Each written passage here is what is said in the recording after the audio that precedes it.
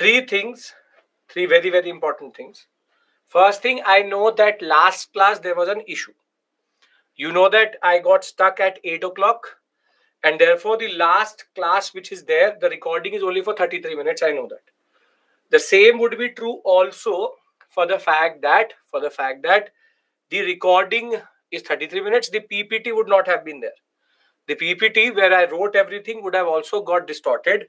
So the same day, same time in the evening, I got that resolved vis-a-vis getting you the other link, which is a class previously taught. So I made sure that you had the PPT immediately. The PPT was there immediately, and I hope that you can see that the sequence of the PPT is a little bit off than what I actually taught. And there would also be Turkish invasion in it and the administration of Cholas also, if you have paid attention. And that is because I had to get you that section of the PPT, which I previously taught. So I made sure that your PPT was not gone. Second thing is, if it's about the recording, I will try to get it patched. Today is the first working day after a very long time. I'll try to get it patched with a different recording of an old class, which previously I took, so that also you have an opportunity to do that. So I am cognizant of that issue. One thing I knew over the weekend, people could or would need the PPT. That is resolved. So that is something which you don't need to tell me. I am cognizant of it already. First things first. Clear about that? Okay. Second thing is that on 28th and 29th, which is this 28th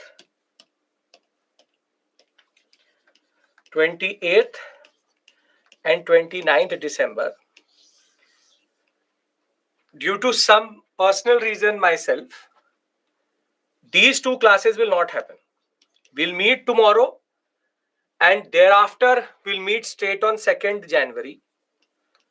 And to make up for these 7 hours here, on 6th January, Saturday, I'll take class and make these two up. Totally unavoidable. I have never ever in my past 3.5 years here ever changed the schedule or not taken a class for any other reason. But this was unavoidable in every sense. And therefore, 28th, 29th, my fault. I'm telling you, 2 classes will be done. So you will have a longer weekend that ways. If you're evening batch, you will have 28th, 29th, 30th, 31st, 1st. This is the whole long weekend you have. Thereafter, we'll meet on 2nd, 3rd, 4th, 5th, and 6th. I'll make up for these 2 classes. So don't worry about that. For the people who have weekend batch, don't worry. I'll do it before your weekend batch 12 o'clock starts. I'll come in the morning 6 o'clock, and by 11 I'll finish everything. That's my problem, not yours. I'll figure it out. You don't have a say here. I'm just telling you here straightforward. Tomorrow I'll tell you what to do with this long weekend, and we'll figure it out. So 20th, 29th will be compensated on 6th, which is a Saturday, which I will do it on 6th January. Don't worry about that in any way or form. Right? So I will repeat it tomorrow also. If you cannot do it on 6th, you can watch the recording as you always can. So there's no issue. There is no class on straightforward 28th and 29th. No class. I will let you know what we do further. Just remember, 2 days you don't have class on Thursday and Friday. Thereafter, we will meet on 2nd January. Tomorrow I'll tell you what to do. What is the purpose of keeping 30th and 31st vacant? Because that is Saturday and Sunday. And I want to take it in one go. Rather than taking 28th, 29th, I don't take it, then I take it on 30th and then I take it on 2nd. Makes no sense. Straightforward there. Yashwant, I know what is the issue with the last class. I'll get it sorted. Simple point, straightforward point. 28th, 29th, the dashboard will also start not to show the class. Don't be alarmed. For anybody who is watching this video later, for the later generations, no class on 28th, 29th. So obviously there would be no recording for that. 31st is a holiday automatically. Second, we meet, take the medieval story forward. And sixth, I will make up for everything. That is not your problem. That is my problem. If you can't attend on 6th, you always have the recording that we will sort out together. So, no class on 28th, 29th, history. If you're a geography student, geography is going to happen, not history. Right? Okay. Now, can we start our discussion? Chaitanya, we meet tomorrow. So we'll discuss that tomorrow. Don't worry about it. We meet tomorrow, then on 2nd. Okay, great. Now, we have to discuss a very important zone. Last class with this 3-day gap seems to be quite far away, but we did what is called as the post-Gupta and early medieval. I'll get that. Yeah, I'll get it sorted. I know that there's some issue of that geography PPT also. If that is the case, if geography PPT has been uploaded, I pointed it out. If it still has not been done, I'll do it. I'll get it done within this class itself. Don't worry about that. Okay, you will be able to understand. Just listen to me. Okay, that has been resolved. Gulam is telling me that issue has been resolved. There's no issue with that geography PPT which was there previously. Lecture 6 geography PPT, that has been resolved. Because half of you tell me a different story, half of you tell me a different story. Lecture 6, according to you, there was an issue where geography PPT was there. Some of you are saying now that has been resolved. So I don't know which link you are checking. No, yes, no. The people who are saying no, please check it again. Not resolved, sir. How can it be that for some of you it got resolved, some of you did not get resolved? I will then leave it. Okay. I'll check it myself. Don't worry. I'll check it myself. Second thing, simple straightforward point. PPT, the lecture recording issues there on Friday. On Friday, I'll get it sorted. Okay.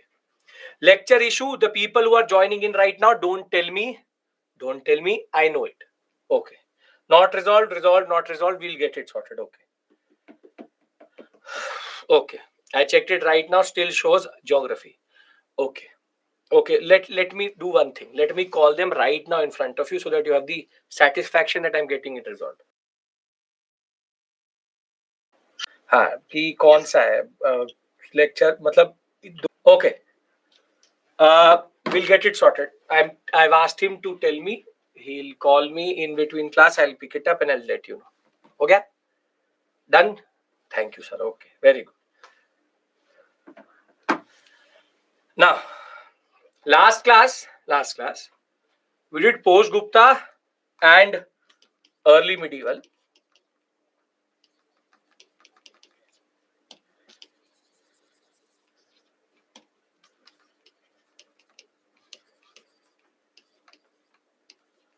And here we concentrated on some of the actors, where we did the Chalukyas, the Pallavas, and the story of Harshvardhan.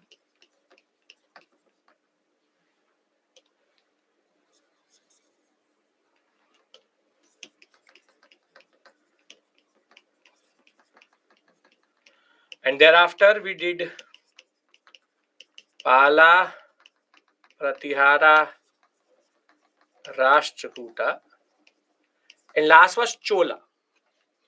And when we discussed Chola, we talked about Raja and Rajendra, but Chola administration very strategically I left out specifically. And now I want to pick up there. Chalukyas, tell me the most important ruler, Chalukya. We revise right now. Who is the most important ruler, Chalukyas? Come on. Yes, Pulkesin 2. Thereafter, Pallavas. Mahendravarman, Narsimvarman 1, Narsimvarman 2. Very good.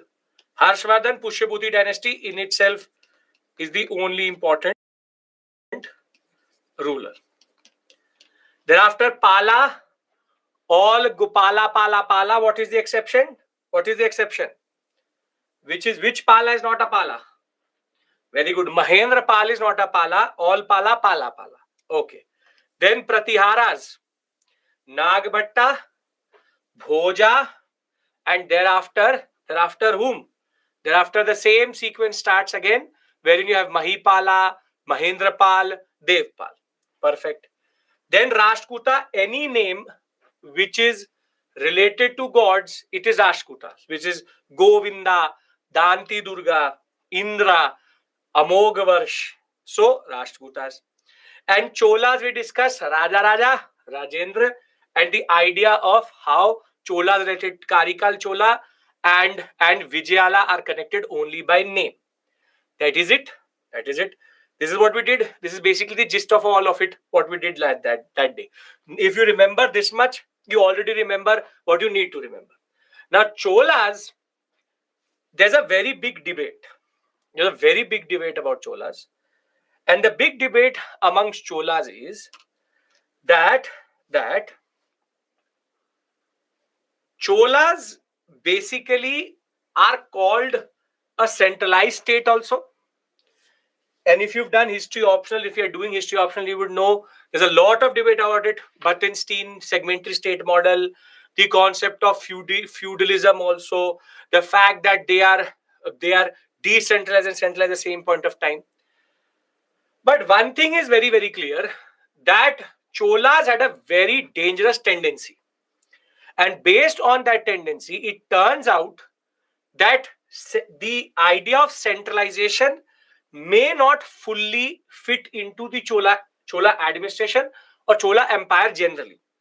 And the concept is that they give land grant after land grant after land grant. So many land grants that they had specific names for them. And that is what I want to discuss with you, because out of Chola administration, the concept of Chola Ur Sabha and Nagaram, and the concept of Chola Nadu, Valanadu, Mandalam comes in. And these words, Nadu, Mandalam, these are words which the Pallavas also used, but were properly made into the idea of what we know of them after the Cholas came through. However, Nadu is a word which persists in the Sangam period, but Pallavas also use this word, and therefore, Cholas had a very good administration, but we believe that the Nadu, multiple villages together, Nadu becomes Valanadu, Valanadu becomes Mandalam. 1 second.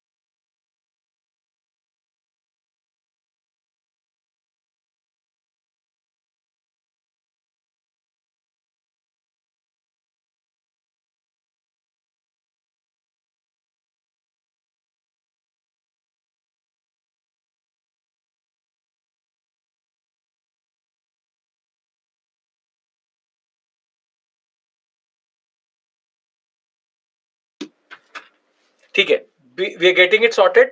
According to them, it has been changed, but I believe you more than them. So what I will do is that once they'll one of them will come in the class, they will post a link. I will make it public. You can see it for yourself. According to them, there was a mistake, but that has been resolved. So I trust nobody. So I'm going to do it myself here. That is going to come to me now. All right. So the students were saying geography wala thing, we are getting that resolved. That is resolved in a way. But you don't trust. So I will write it here. I will push the link here only. Okay. No. Now, as I said, multiple villages make a Nadu. 2-3 Nadus make a Valanadu. Valanadu makes Mandala. Now, what is believed is that this unit was more or less the main unit of administration. And ironically, Nadu is a word which is persisting since the Sangam period, goes on till the Pallava period, and thereafter, even in the Chola period, it is there. Now, why is that Nadu is considered more or less independent? It is considered this way because the local administration under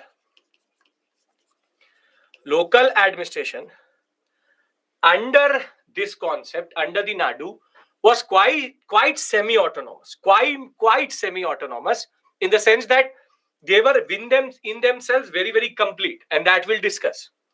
Now, we know that Nadu was basic unit. We know their Cholas are known to make very, very good roads and dams also, and irrigation purposes.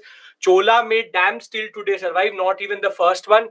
The Sangam Chola period, the Srangam Dam till today stands there. So the irrigation aspect is quite important. What I want to emphasize here is, yes, the link has come. Ancient History, lecture 665. This should be the link. Thank you to Sabir, taking out specific time out of what he's doing to do it. Let me check also once. Yes, this is it. So the students who still don't believe, you can just copy this and paste it in the URL and you'll get it. Right? This is lecture 6 issue, where everybody was talking about geography. Right? Okay, done. Ashe, Friday video, I already told you, you're coming with like Indian Railways 30 minutes forward. We already know what we are going to do about that. After lecture, I'll get it resolved also. Don't worry. First working day after 3 days. So don't worry about that. Okay. Now,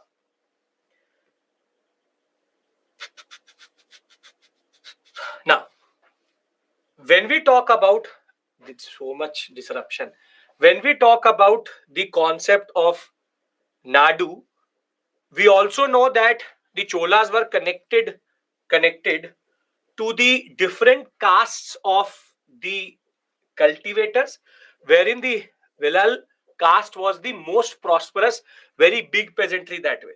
They also used to give them different titles, and the standard tax were there. Now you tell me, has Bhaga changed? Has Bhaga changed? It hasn't. Same tax, the concept, either 1/10, 1/6, keeps on changing. It is 1/3 here, much higher in that regard. Upayam is a salt tax, Valium is a tax on goods, and Hiranya, again a tax which has persisted, any tax in cash. Now, I don't want to get caught up in this because this is the easier part, straightforward part. I really want to discuss land grants terminologies, and local administration. Can I do that? Basic things, Nadu is okay. 3 things we need to discuss: the main area, and then we go into Turkish invasion. Again, a very, very important zone for your understanding. Yes? Okay. Now, first things first, when you did get a land grant, how thorough was the land grant?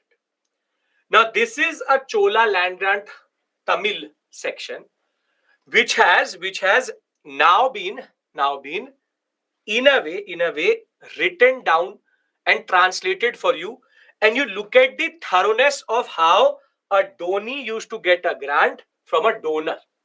I'll read it out to you and you will see what is indicated in it.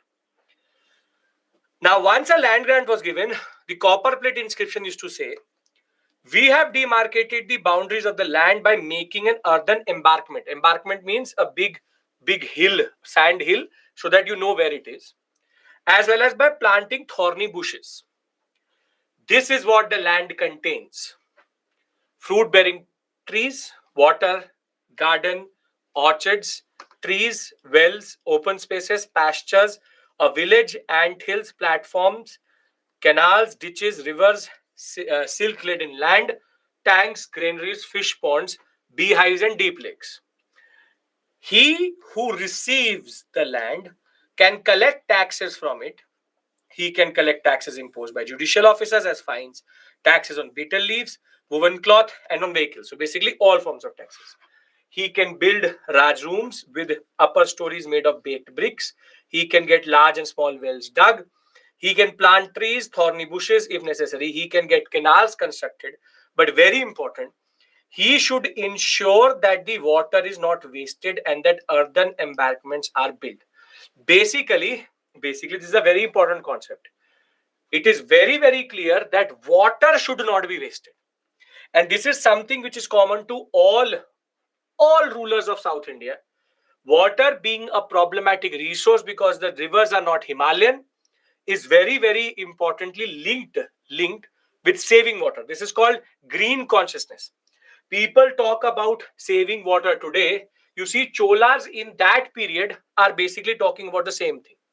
So these land grants could be given to different people, but herein comes the interesting part.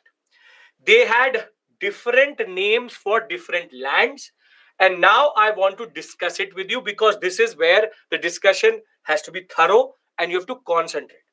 Now let's do one thing. Let's look at one Chola landscape. If tax collector allowed them, it's a kind of zamindar. Don't do this to me, wherein you are basically asking me something which is, how can they be a zamindar? There are land grants. Zamindars don't have tax collecting rights. Don't think of everything as modern India. It is not modern India. Okay. You are thinking of permanent settlement. That is the problem. Land grants can be given to multiple people. That is what we are going to discuss. Again, 3 days gap and you are acting like you never knew what land grants is. But sure, no boy, no issues. The issue is in me, not in you. Don't worry about that. I'll get everybody to speed. Okay. Now this is, let's take this as a mandalam. There's a mandalam in the Chola area. Now pay attention. I really want you to understand this. Important that is. Now, there is a section of land here. A section of land here which is cultivated by multiple peasantries.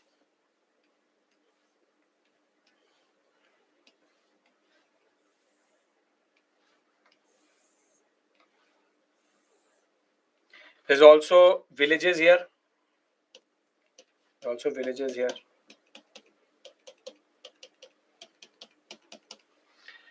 Now here, this is the land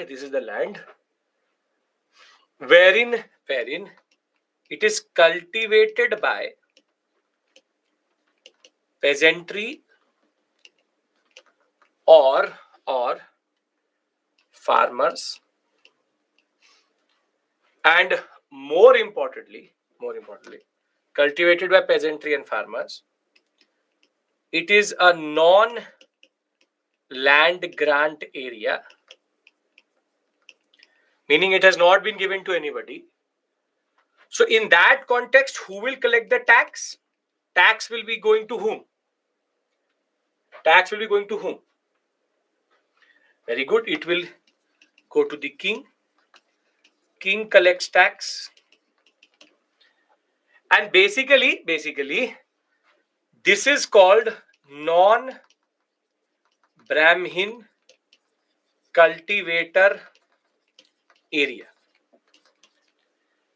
And this land is given a special name by the Cholas, which is, let me write it for you, which is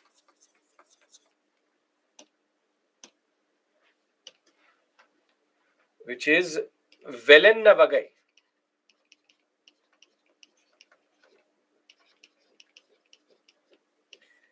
It's called Velennavagai. Velennavagai, land for non-Brahman peasant proprietor. Peasant proprietor means that he is the owner of that land, and therefore it is given to the peasant. It is the land owned by the peasant, and the king directly collects tax from it. Velen Vagai. And the people who know the pronunciation of this, don't waste your time. I will pronounce it in the same way, the way I do it. Rather concentrate in class. Right? So, doesn't really matter. I can't change my pronunciation one day. I'm extremely sorry for that already. Okay. Now. Velenavagai is land which is cultivated by a peasant proprietor or farmer. Tax is collected by king. Is this clear? I'll give you a table in the end. Don't worry. It will help you understand that also. Do we understand what is Velenavagai? Okay. Thereafter, we have the concept of multiple villages here.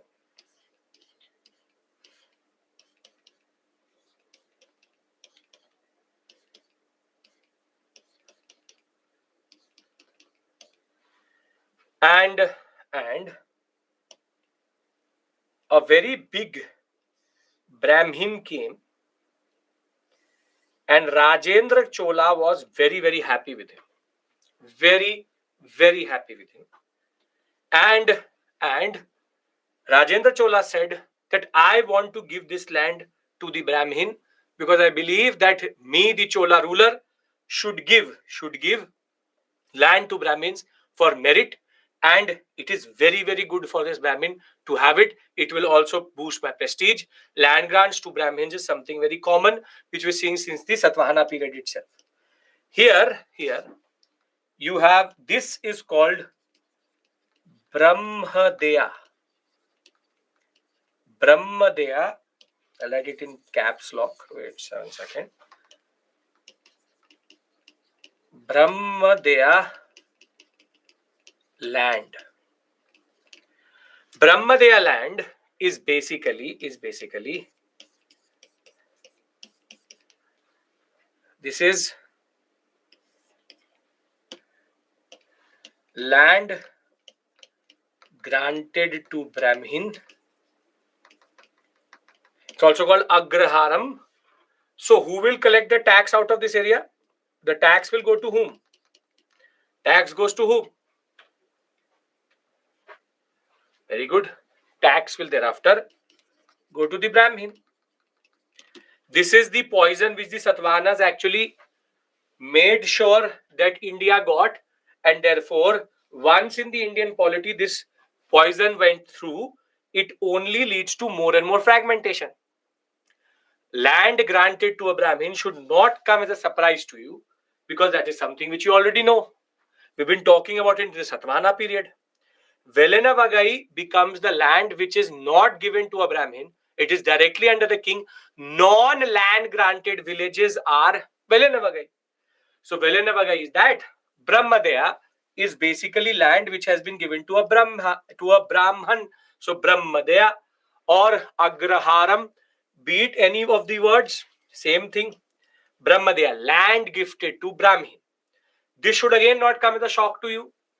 This land grant which you see here is for a Brahmadeya grant. This is a Brahmadeya grant. This is a Brahmadeya grant which has actually been translated. So this will be inherited by the Brahmins forever. This is how local power centers are created. Are we clear about Brahmadeya and Velenavagai?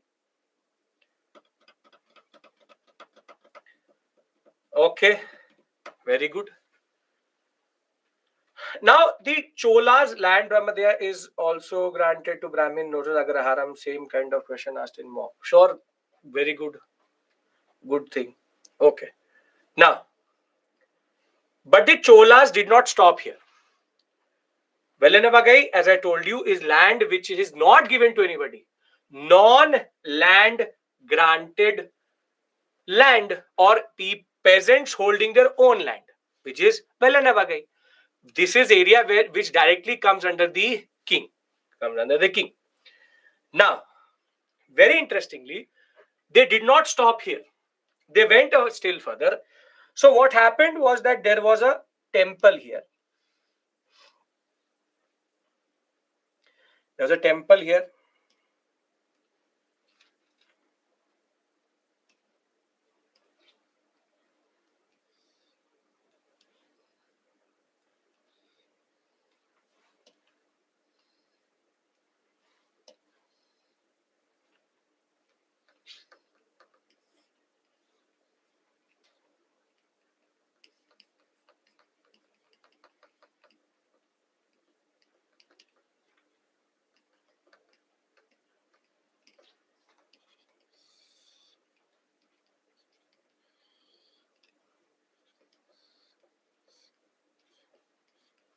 There's a temple here.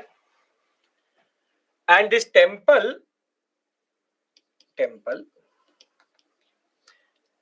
in South India, temples are a very powerful area.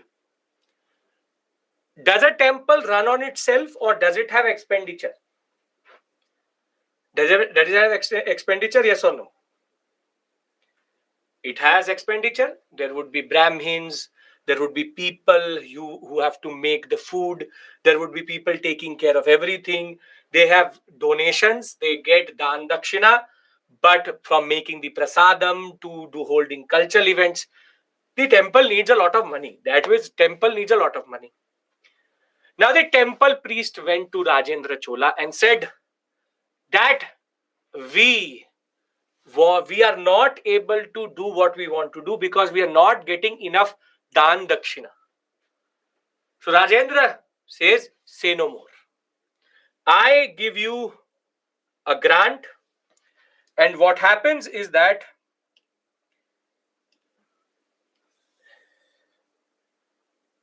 Rajendra Chola says that all land next to you, I give it to you as a land grant. All the villages which come under you in this land will now pay taxes to you. And I call this grant as Devdana grant. If you've ever imagined how do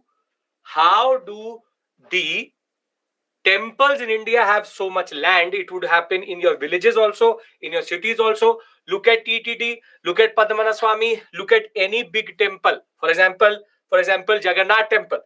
These temples hold thousands acres of land. They hold it, and specifically in South India, because they used to get what are called Devdana grants. Devdana, meaning I have given a dan to the Deva. The tax will be collected by the temple, and the land grant is to the god. Land grant to the god. And now that the god has it, not now, but at that point of time, still people give land to land. People have given passports to Lord Venkateshwara. This is still land.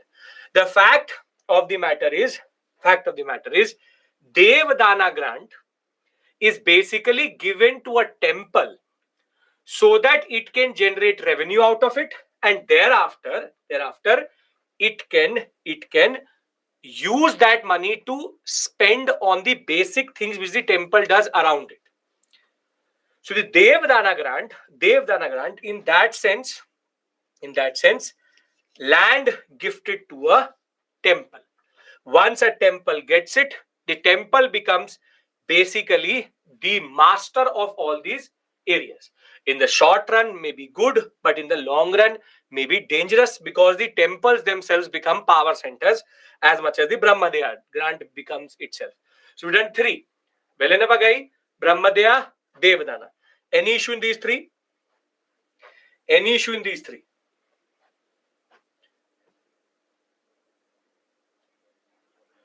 Reason our God or juristic person capable of holding.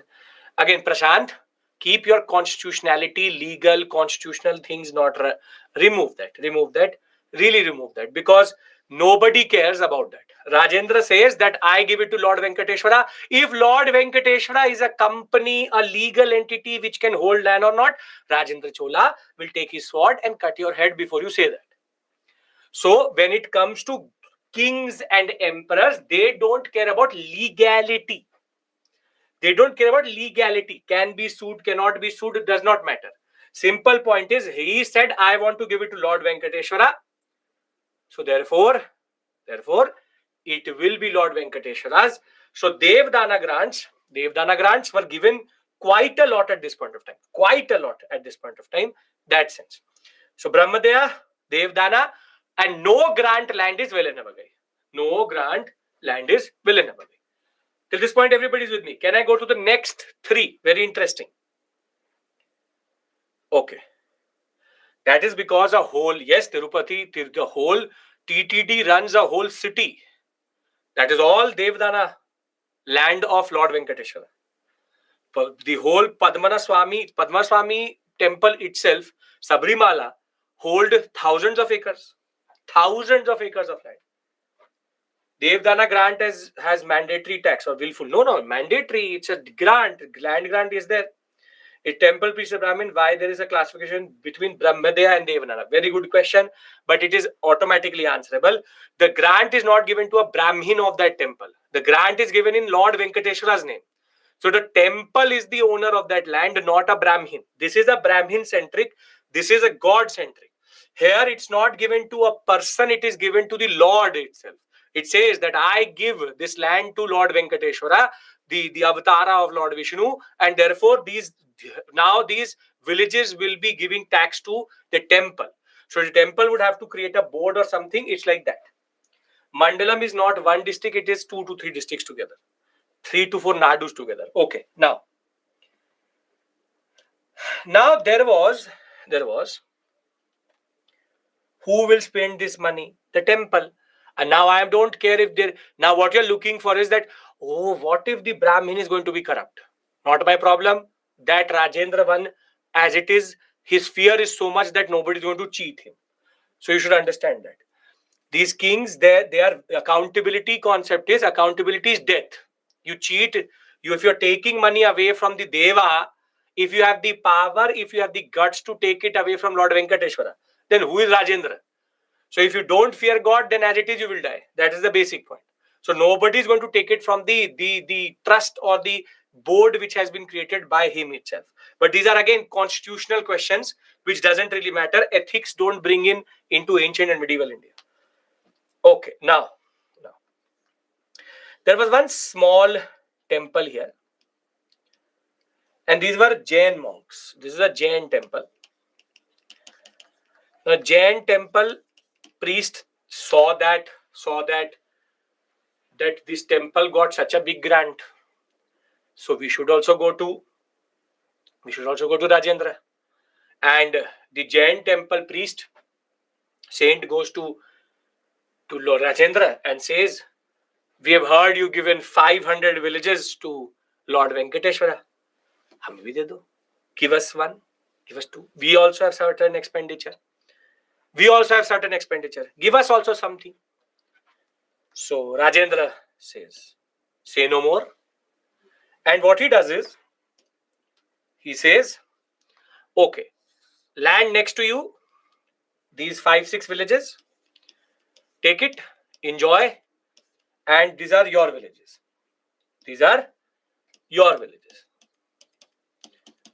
So land was even granted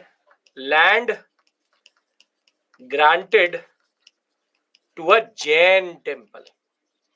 So now the name of this, I am already saying sorry, is Pali Chandanam or Pali Chachanandanam, whatever it is. PALLICHCHANDAM. Yes, Pali Chandanam. This is basically a grant which is given to the Jain temple. So who will collect the tax? Tax will be collected by whom? Jain temple. Is it a loss in revenue? Sure. Is it a loss in revenue? Sure. It's basically a Devdana grant to a Jain temple is called Pali Chandanam. That's it. Is it a loss? Sure. But he's Rajendravan. He doesn't care about that. He's too big to do that. Now, Rajendravan saw that the people buy a different name for Jain temple so as to create a specific grant for them. So that's okay. That means rulers were religiously tolerant, yes. Since the ancient period, very tolerant. Gave it to Jains, gave it to Devdana, gave it to a Deva, no issues. Now comes when Rajendravan was traveling from this sector, he saw that everybody was illiterate. They were not reading anything. Nobody knew Vedas. So Rajendravan said, okay, I am granting this much land for the creation of a school. I am giving this much grant for a school. Construct a school on this. construct a school on this, and the grant on which the school is created is called Ghatika grant or Matha grant, which is basically land on which school should be constructed. Does the government of India or state governments do this today? Do they do this today? Yes, they do it. Government gives land at a subsidized rate for different types of schools, colleges, and in that sense, a lot of different institutions. So Ghatika or Matha grant is for the construction of the school. But does school run for free? Does school run for free? No. So now the school teachers go to Rajendra Van and say, school kaise chalega? How will we make the school work? He says, what does he say? He says, say no more. And when he says say no more, that means he's going to give all of this territory to the school, and this is called Shal Bhoga grant. Shal Bhoga grant is a land grant to a school. Tax will be collected by whom? The school. So now you see, this is the landscape of the Cholas. Now you tell me, can this administration be centralized in any way or form? Can it be centralized? No, because except for Velanavagai, everything is already gone as a land grant. So be it Brahmadeya, be it Shal Bhoga for maintenance of school, be it gifting of temples, be it Mathar Gatika, or be it Palichandram, or except for Velanavagai, everywhere the state loses. So now how do you learn it? If you understand this diagram, which is also quite interesting that way, I would like to give you a table, and when I would like to move to the local administration. Does this make sense? Yes, sir. Very good, sir. Okay. So now you make a table. The table is land grant, tax collected by, or rather,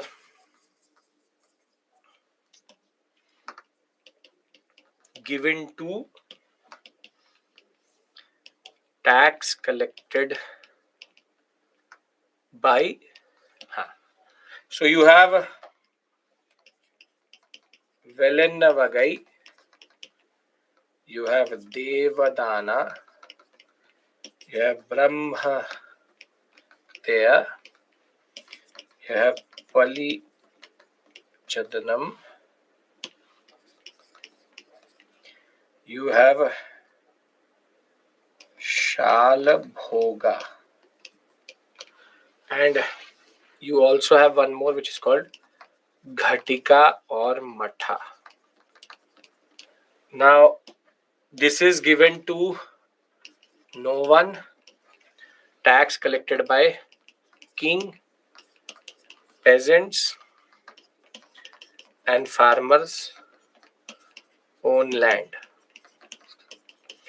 This is given to temple, to Brahmin, to Jain temple, to school. Tax collected by temple, Brahmin, Jain temple, school. This is grant to construct school. Now it makes sense.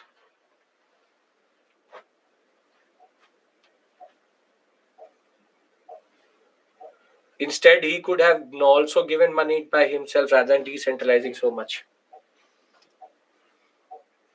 Let's take a time machine. Go and say this to Rajendra.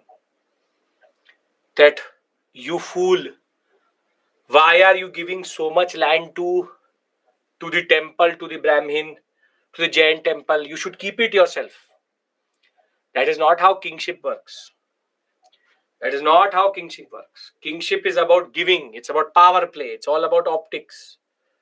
That is why we remain what we are, and they were kings. Not understanding what, Pritesh? Why larger land? अरे यार ये example है, गलती से larger दे दिया school को. It's an example, literally an example. Pritesh, first class, we can say Shalbhoga was maintenance for school. Yes, to maintain school. So where have I lost you?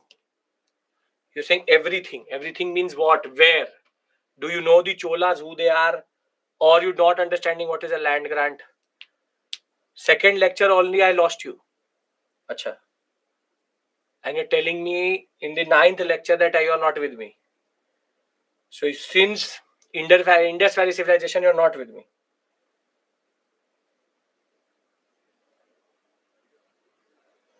अब क्या करें?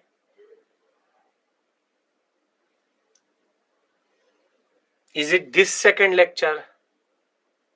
A conceptual clarity, big word. Which second lecture? Ancient or this? Why larger grant? Vivek, your issue is always something separate itself. Instead, he could have given, nahi, I've already answered this. Okay. Vijay, it's your first class. I discount that you will not understand anything. Shala bhoga, this bhoga, that bhoga, everything will go over your head. Don't worry about it. You have to watch all the videos which have already happened. Karaku, I give you Pritesh's number. Samjha do bhai. You want me to go forward.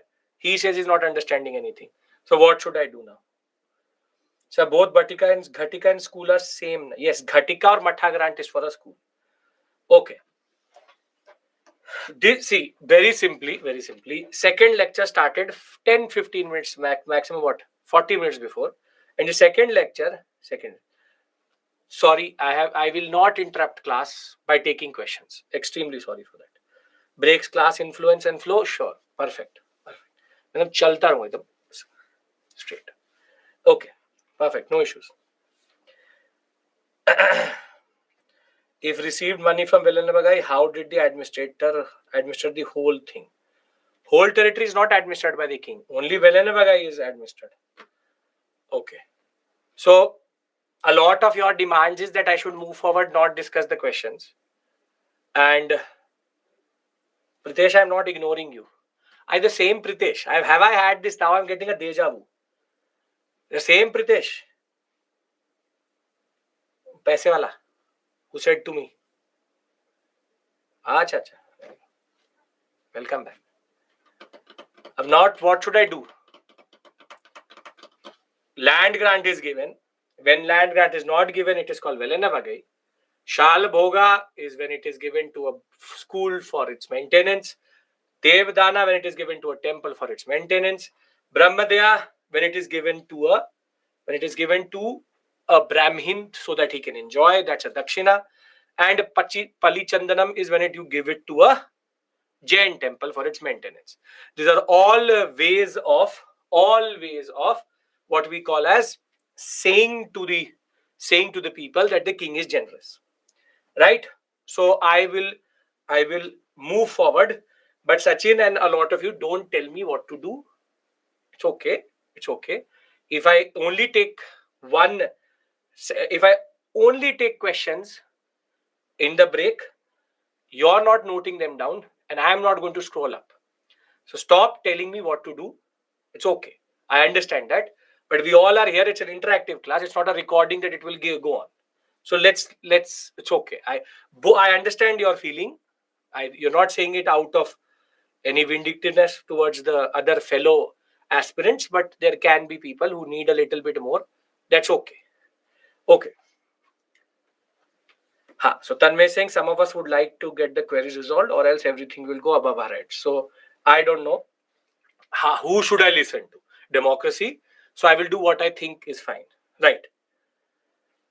Now,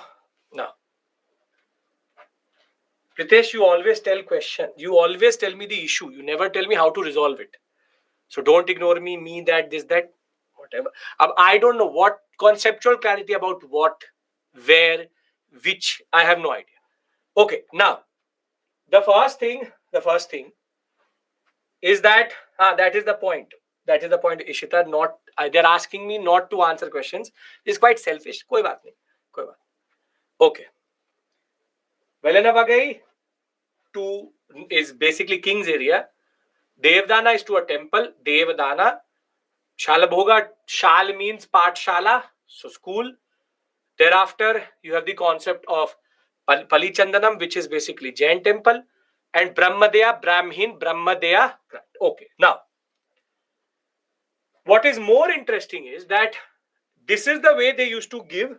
They used to give very simply the grants. But within these areas, there were also what are called local administrative bodies. And the simple point is, local administrative bodies is something which again recurs in the questions. If you've done the mock question, there would be a question in which you would have seen a word called Ur. So Ur, Sabha, Nagaram are three areas out of which the questions are actually asked. They are actually asked. Now you need to know what is Ur. Ur and Sabha and Nagaram also existed previously, but were properly institutionalized during this period. Now again, to understand that, we need to again imagine. So let us imagine we are in again Chola territory. We are at the Mandalam level. Mandalam means multiple nadus. Now this whole area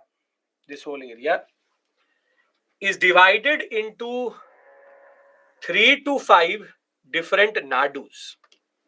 You have A, B, C, D, E, F, G, I. These are nadus. These are nadus, not nadus, but nadus. Now, out of these two nadus, they basically G and F are coastal nadus. You have the Bay of Bengal here. Bay of Bengal here. And we have multiple villages within these areas. We have multiple villages in each of these areas. Again, I'm now talking about local bodies. Please pay attention. Again, if you understand it visually, then it will actually help you forever. Don't have to ever learn it then. Now, what happens is a very, very big Brahmin comes to Rajendravan. And Rajendravan is very simply very, very impressed by that. Very impressed by the concept of the Brahmin itself. At that time, how ABCD was there? Imagination, example. This is a hypothetical thing. ABCD. I'm calling it. They didn't call it. I'm obviously not going to give you the names of the mandalams that way. I'm just saying there is ABCDEFG standard 5 to 6 mandalams for our understanding. Does not exist at that point of time. Okay. So ABCDEFGHI, we have these 6, what we call as 8 mandalams, and a very big Brahmin comes to Rajendravan. Rajendravan is extremely impressed by that person, and he says that I am so impressed that I give you 3 nadus. I give you 3 nadus as Brahmadeya. B, C, and D are given to a Brahmin as a Brahmadeya grant. Now, B, C, D basically are very, very big nadus. I said A, B, C, D, E, F, G represent one nadu. Mandalam is multiple nadus together. Okay. Now, B, C, D are very big Brahmadaya villages, whole area given to that person. At the same point of time, these two are coastal port cities based on nadus. Has coastal port cities, and these nadus are sea, have the sea towards them. Now, basically, what does the other area become? If B, C, D is Brahmadaya, A, I, G, F, and E, what do they become?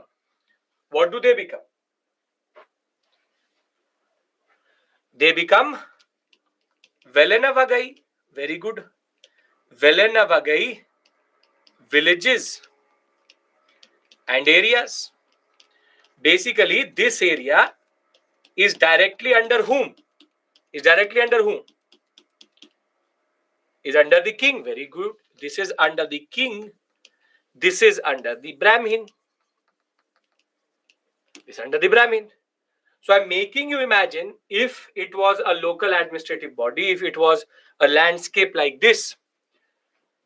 A, B, C, D, these were nadus which were there, and B, C, D were given to a Brahmin.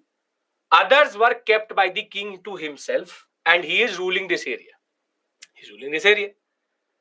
Now, ironically, in Chola period, in B, C, D, and in A, I, G, F, and E, and not even F and E, G, F would not be there. A, I, and E, and G, F, there would be different local bodies which would rule, basically like panchayats. So, in AIE, you will find Ur. In BCD, you will find Sabha. And in GF, you will find Nagaram. Basically, these are local administrative bodies. How we have Panchayati Raj institutions. They are basically areas which the king holds and does not hold. And that decides which type of there is a grant, and that will decide which type of local body you will have. Again pay attention. The Nadu is the local administrative unit of the Cholas. Multiple Nadus together make a Mandalam, and when there's a Mandalam, under Mandalam itself, you could have multiple Nadus. Under those multiple Nadus, there could be some Nadus which have been outrightly given to a Brahmin. To 1 or to 5 does not matter. Some Nadus are held by a Brahmin, some Nadus are Velanavagai. Now, in both of them, there will be different administrative setup, which is at the village level. If you understand how BCD is going to have a separate, or why does it have a separate concept itself, what is common to BCD is what? What is common to BCD? What is common to BCD is that they were given to a Brahmin. They are Brahmadaya villages and areas.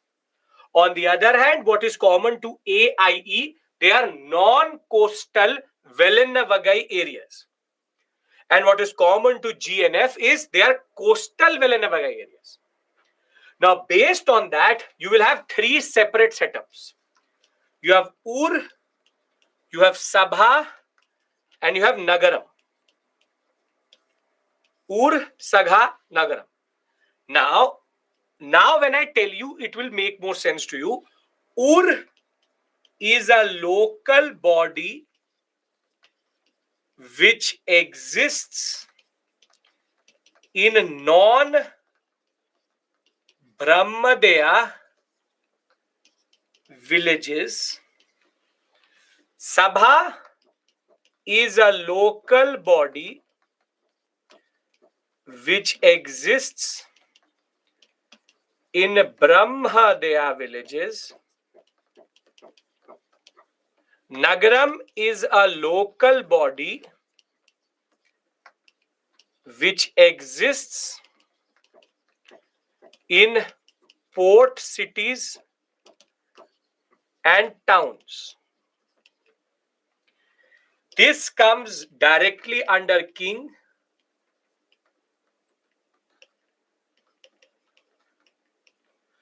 This comes directly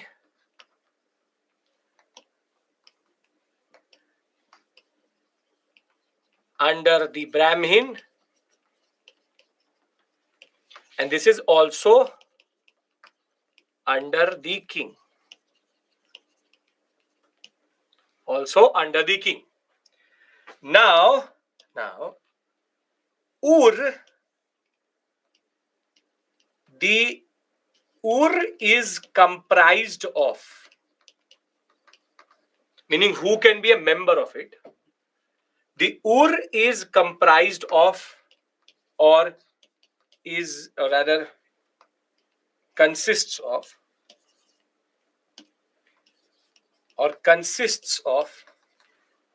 now pay attention, the adult male members of the upper three varnas as an administrative decision making body. As an administrative decision making body. Now, this means it excludes women and Shudras of the society. Now, this may not seem as something quite significant. It will seem significant when you will look at the composition of the Sabha. The Sabha consists of only male adult Brahmins of the only male adult Brahmins of the Brahma, their villages or society. This one excludes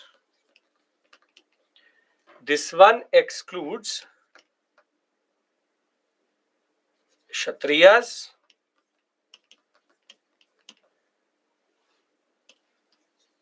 or rather everybody. Kshatriyas, Vaishyas, Shudras, women, basically everyone. And Nagaram consists of the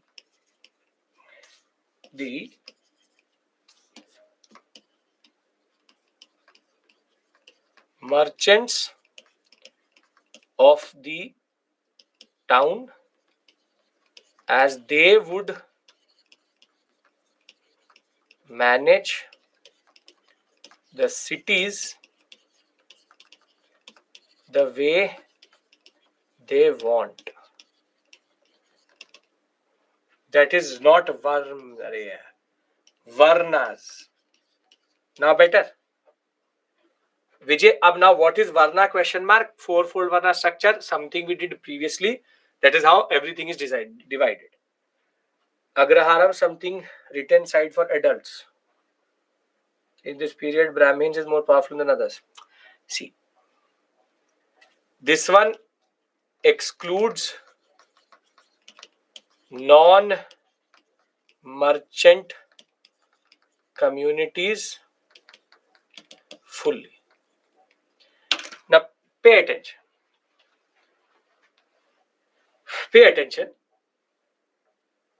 It's logical.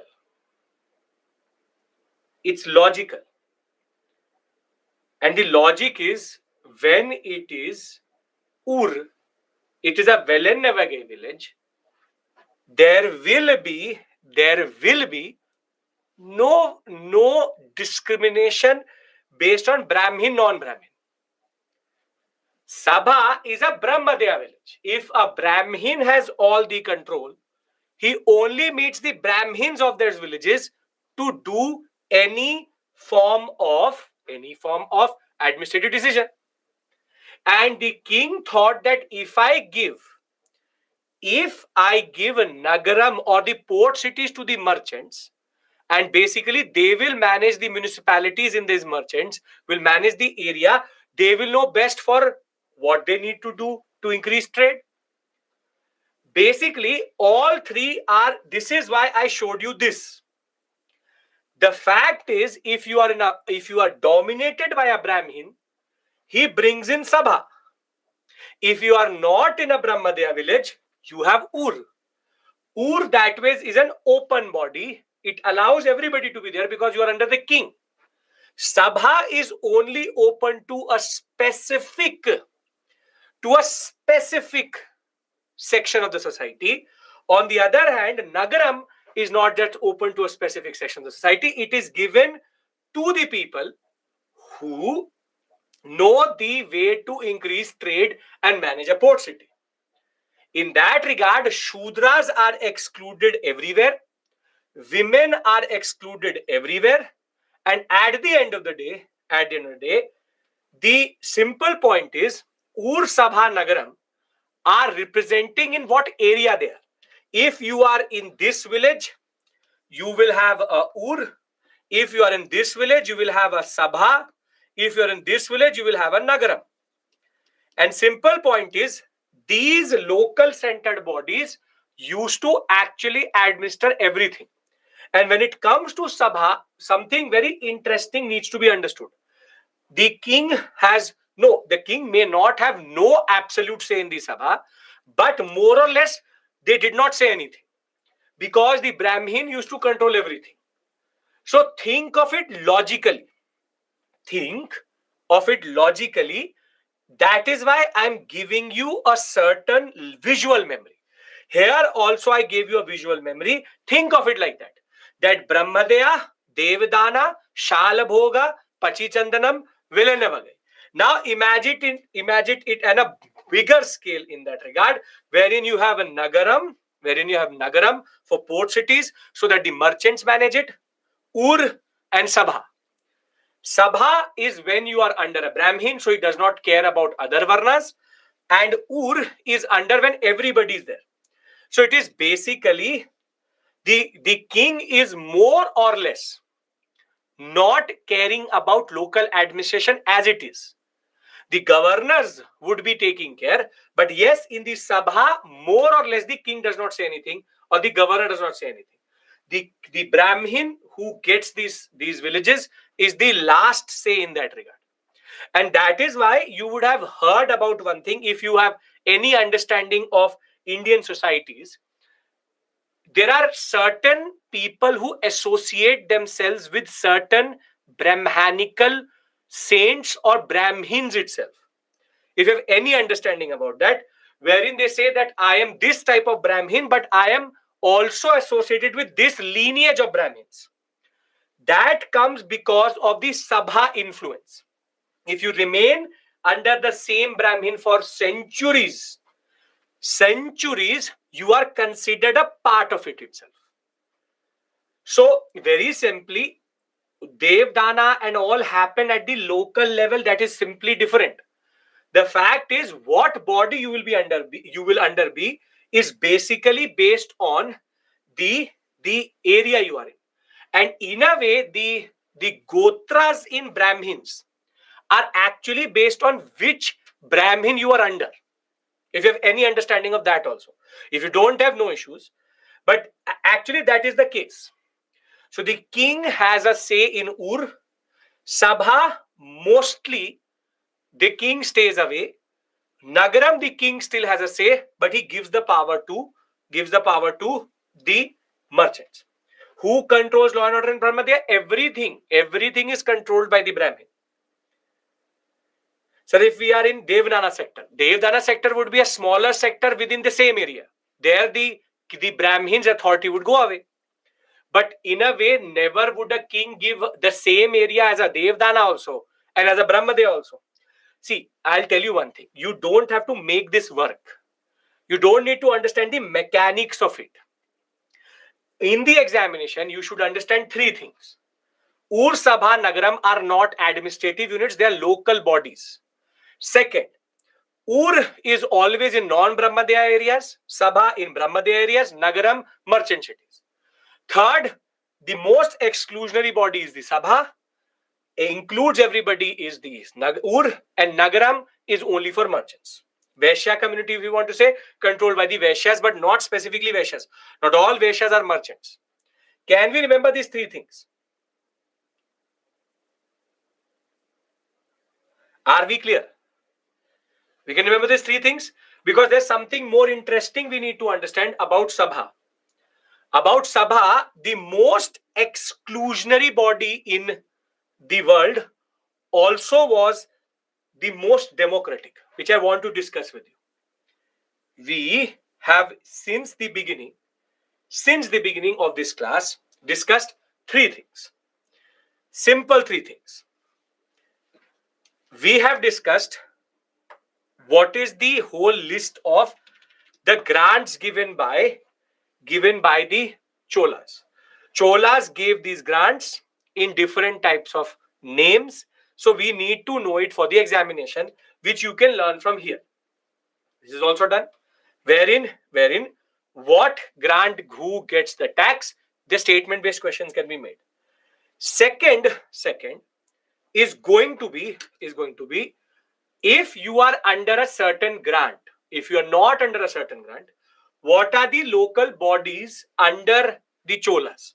The local bodies under the Cholas we divide into three parts. Ur, Sabha, Nagaram. Ur is local body which exists in non-Brahmadeya villages. Sabha is which exists in Brahmadeya villages. Nagaram is a city where it is a coastal port.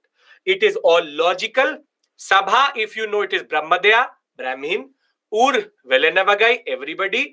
Women, Shudras excluded everywhere as always. And Nagaram, when it comes to port cities, give it to the merchants because they know it. They are not administrative bodies. They are local. It's like these are municipalities and panchayats. That's it. They're not administrative units. Does this make sense? Because then I want to tell you how do you get elected to the Sabha? Because for Sabha, there was an election.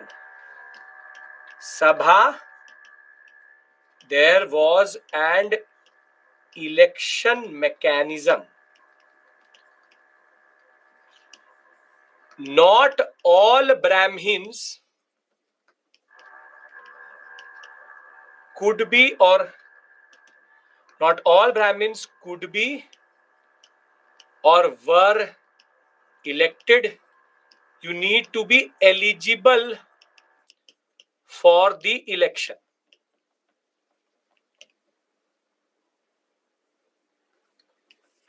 Eligible for the elections. Now, no. Now, before I do this, everybody is on the same page with me? Everybody is on the same page with me? Yes or no? Yes? Okay.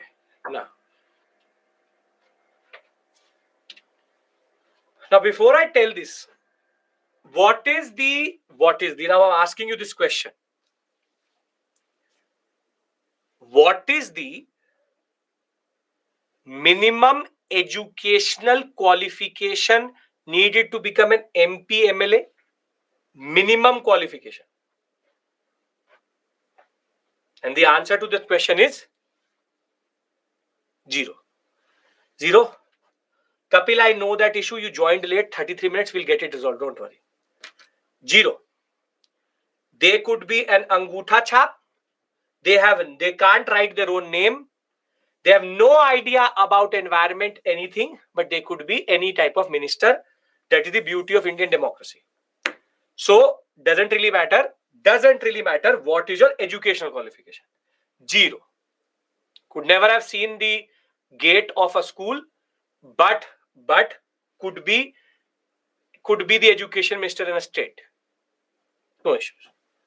Now, first thing. Second thing, you tell me, when a person files his nomination, does he give the income details of his whole relatives and everybody associated with him, or his own?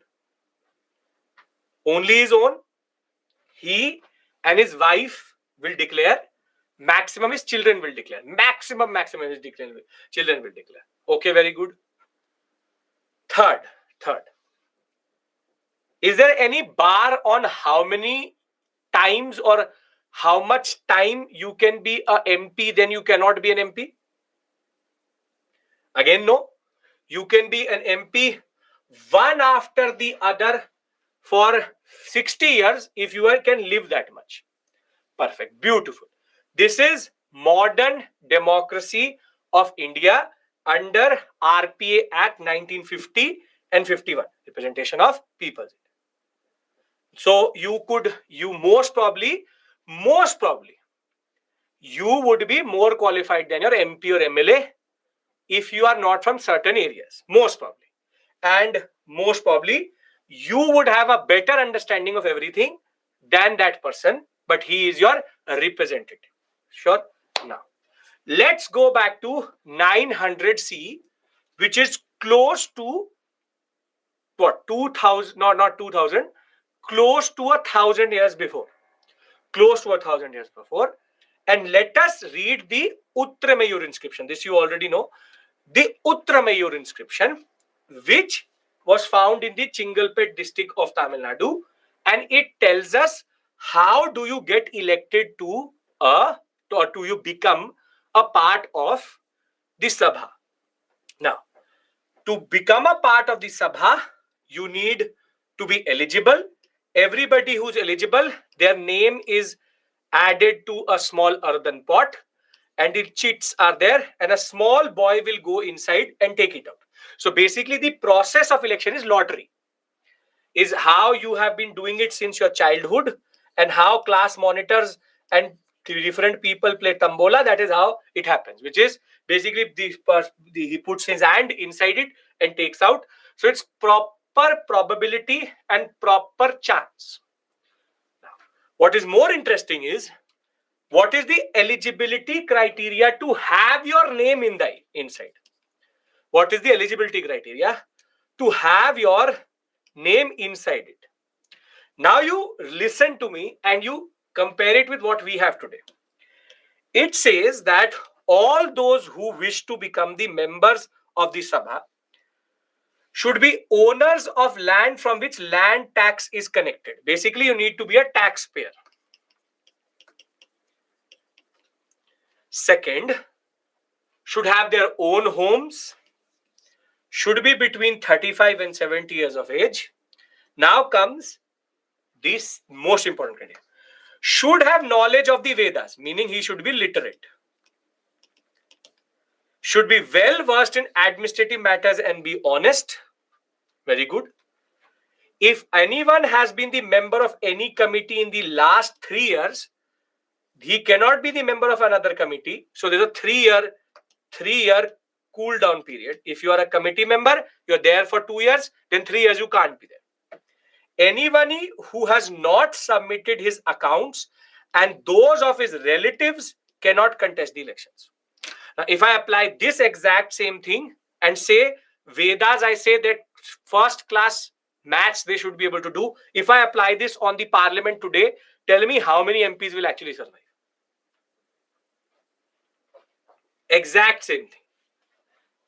Maximum 1% or 10%. Maximum 5 to 10%. Because either they will not be literate, or they will not have given their elections accounts of their relatives, or they would this year on year they become. This is also there. The knowledge of the Vedas is good because that is for the Brahmins. We remove that. We just make it 5th class. You are expected to be a BA honors or a BTech to become a person who can work under that minister. To work under that minister, you have to go through the Union Public Service Examination, and you should clear a prelims, a mains, and an interview. You'd be able to write answers, and you also have to go through classes like this where we are discussing 1,000-year-old systems which have nothing to do with you. You have to learn economics, you have to learn the articles of the constitution, you need to know which parvat kidhar hai, which mountain is where, which pass comes from where, which dam is where, which NH goes where. This is the power of ancient India, ancient early medieval. That the Uttaramayur inscription tells us that somewhere democracy can exist like this also. And ironical part is, the Sabha is the most exclusionary body, but it is also the most inclusive or most interesting when it comes to election process. Not every Brahmin can be a part of the Sabha, whilst in Ur everybody is a part of it. If we understand this and certain terms which you should know about the Chola period, this is a different. VA, LA, LA and double LA is different. This is Shudra agriculturist who is already basically excluded. And the Vaishya communities in the Nagaram are called the Nagartars. And there is a temple-based hierarchy system where you have Velangai and Edangai. These are two words which are used for the people who work within the temple. And Varna hierarchy and Brahmanical domination remains. The fact of the matter is, this module is over and we can talk about the advent of Turks. We have finally traversed the period between 500 to 900 CE. In that 500 to 900, 400 years, in which most of you have already either given up or on the verge of dying.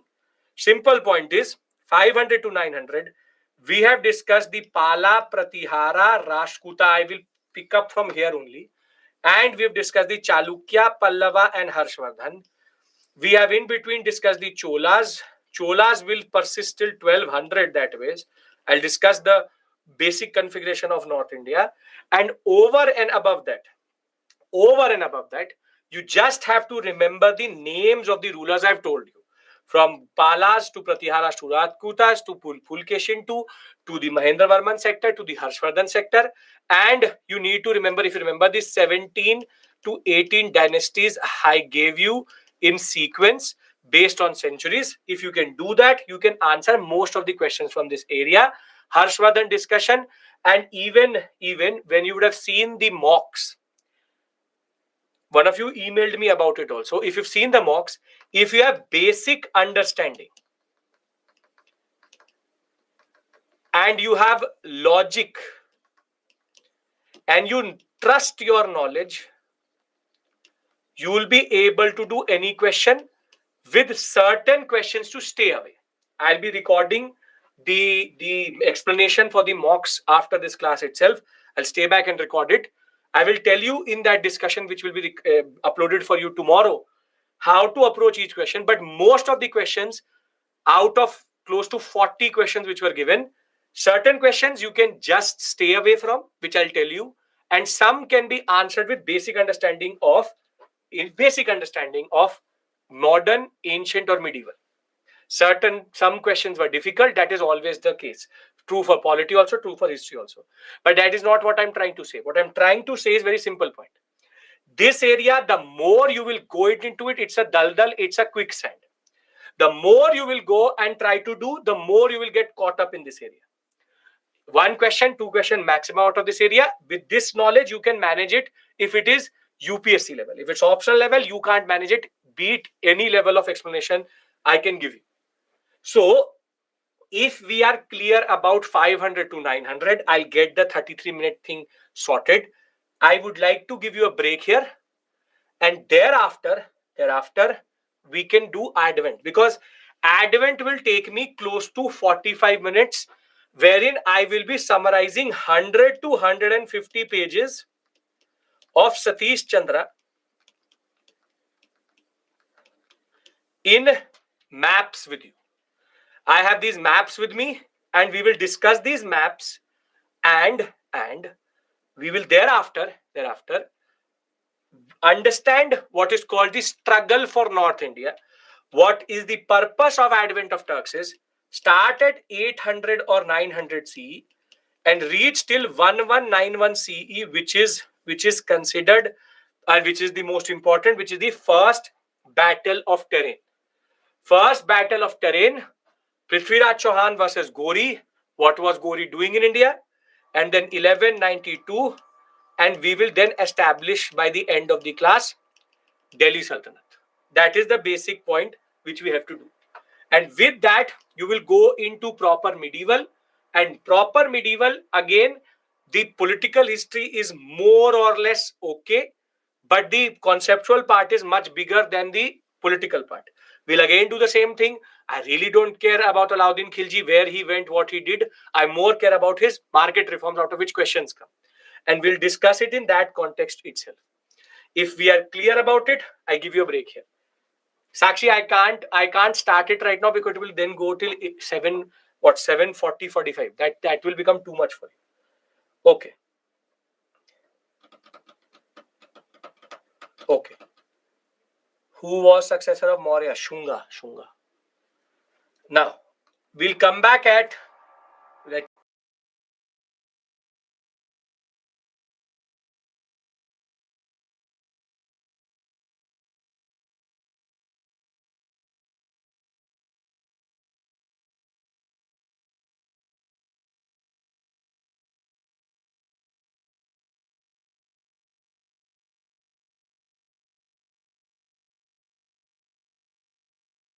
I said it is 7:03. You are looking like it's an apocalyptic.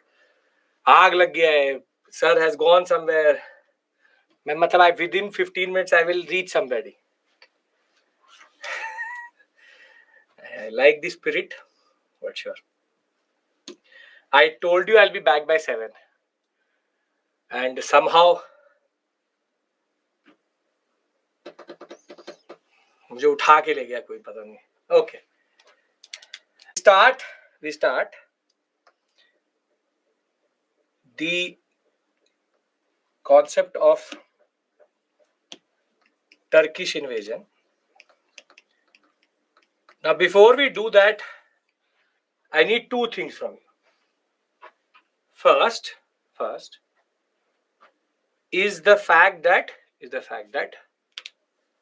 we have to discuss something where I need your imagination. First things first. Second thing is that whatever I say to you, I'm saying it in a controlled way. And if I'm omitting something, I'm omitting it in very specific context. So, do you deserve to know it? No. You should know it? No. Are you curious? Sure. I'll give you the book on it. But when I say, for example, Abbasid Caliphate, so I am not going to start from rise of Islam in 622 CE, then I will bring it to Abbasid Caliphate. I'm doing Indian history.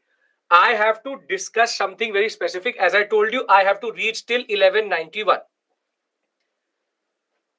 So when it comes to the information I'm providing, very simply, I'm covering close to 100, 150 years, but close to 100, 150 pages of Satish Chandra. It's called the battle for the North, or the struggle for supremacy in Northern India, and the struggle for supremacy in South India. So very simply, when I talk about advent of Turks, there will be people I'll be talking about. If the whatever information I give you, whatever information is more than enough, and concentrate where I'm asking you to concentrate. Can you do this? Everybody can hear me correctly? Because I will literally ignore you. Literally. I haven't till this point, but I will literally. Right? Okay. Because here the sequence matters and the development matters, and I'll stop at 2 points. Ghajini and Gori, and that is where we have to actually concentrate. Old NCERT Satish Chandra, new NCERT Satish Chandra. There's no new NCERT Satish Chandra. There's only one book which is called Medieval India by Satish Chandra. That is what the book we are talking about.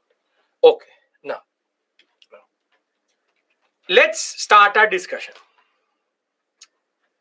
When we start our discussion, we know one side of the story very properly. And that side of the story, is that we have the Cholas here, and we are talking about basically the period between 800 to 900 CE. And I'll mark them so that you can revise it in that same way. Let's go even back. And go to 700 to 800 CE. When we talk about 700 to 800 CE, we are talking about the Cholas. The Cholas have risen in the southern sector. And we know that we have the Pratiharas here, the Palas here, the Rashtrakutas here. Do we know this? Yes or no? What is it called? What is this battle called? This is called the tripartite struggle. Beautiful. This is called the tripartite struggle. Cholas are chilling in the south, and they will chill as it is throughout this period, have no care about what is happening in North India. Now, my attention now shifts beyond the Indus to discuss what exists here. And what exists beyond the Indus is a very big empire which was called the Abbasid Caliphate. Now, what is a caliphate or what is a caliphate? Caliphate is basically the ruler is both spiritual and political leader of all Muslims in the world. If you know the Khilafat movement, if you've done modern India, this should not come as a surprise. What is Caliphate? What is Khalifa? The whole Khilafat movement is based on this idea itself. So, Abbasid Caliphate, Abbasid is the name of the dynasty. Caliphate used to be over the North African zone, used to be covering the whole Sinai Peninsula, and till the Indian border. This is the big empire which the Abbasid Caliphate had. But I don't care about the Abbasids. I really don't care about the Abbasids. What I care about is a certain community which starts to rise within the Abbasid Caliphate.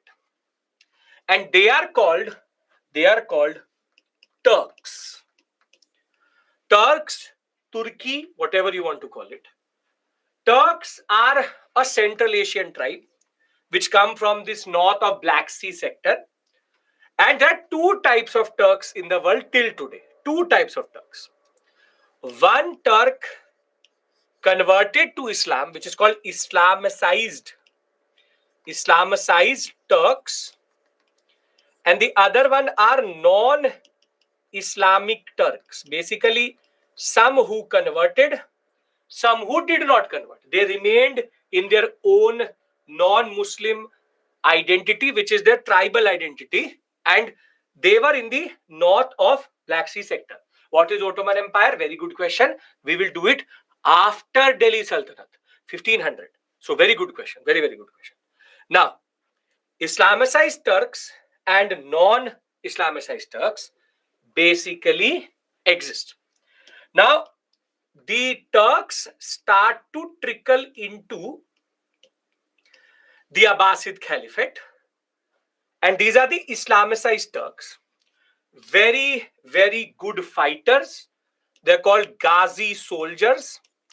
Very good fighters, become palace guards. Basically, they are in the lower ranks. They are in the lower ranks at this point of time. And they will start to rise slowly but surely.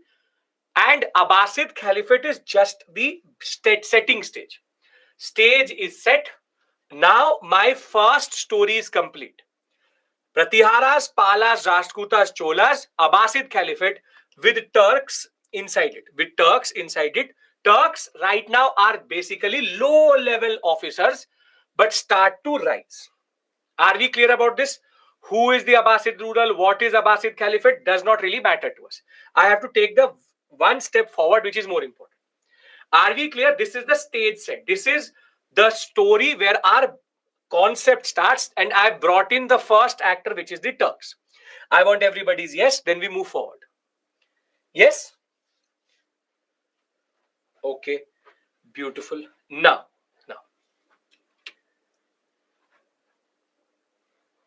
the Abbasid Caliphate, now I'm moving one step forward, 800 to 900 CE. Between 700 and 800, the Islamicized Turks have started to enter the Abbasid Caliphate. Pala, Prathira, Rashtrakutas hold North India and Cholas hold South India. And the Abbasid Caliphate has been existing for now close to 150 years. Does not really matter to me. Are in the later stages. Turks who are non-Islamicized and Islamicized. Islamicized Turks have come into the Abbasid Caliphate, have started to rise in ranks. So there's no rocket science here. I've explained it again. Pala, Pratihara, Rashtrakuta, Chola, Abbasid Caliphate, Turks within it. Within it. I don't care about non-Islamic Turks. Stop asking me questions. I'm ignoring you very actively. Now,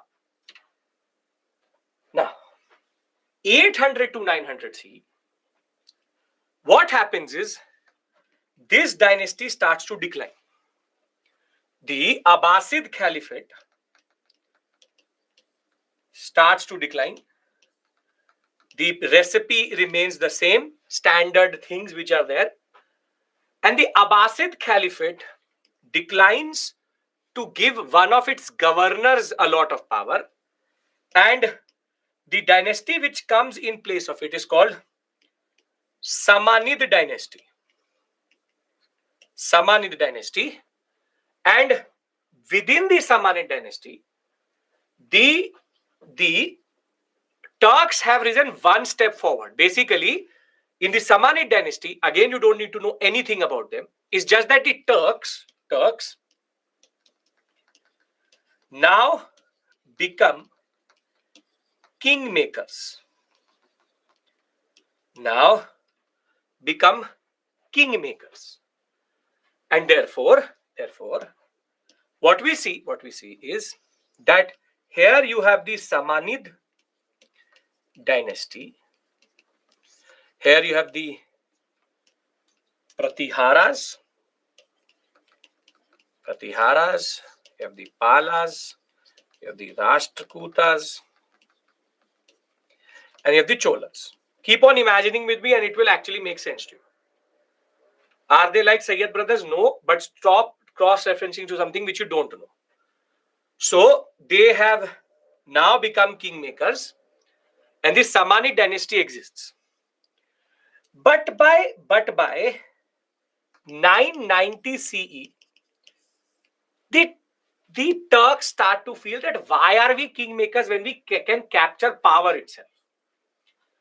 And between this 990 to 998 period, in these 8 years, rises a Turk,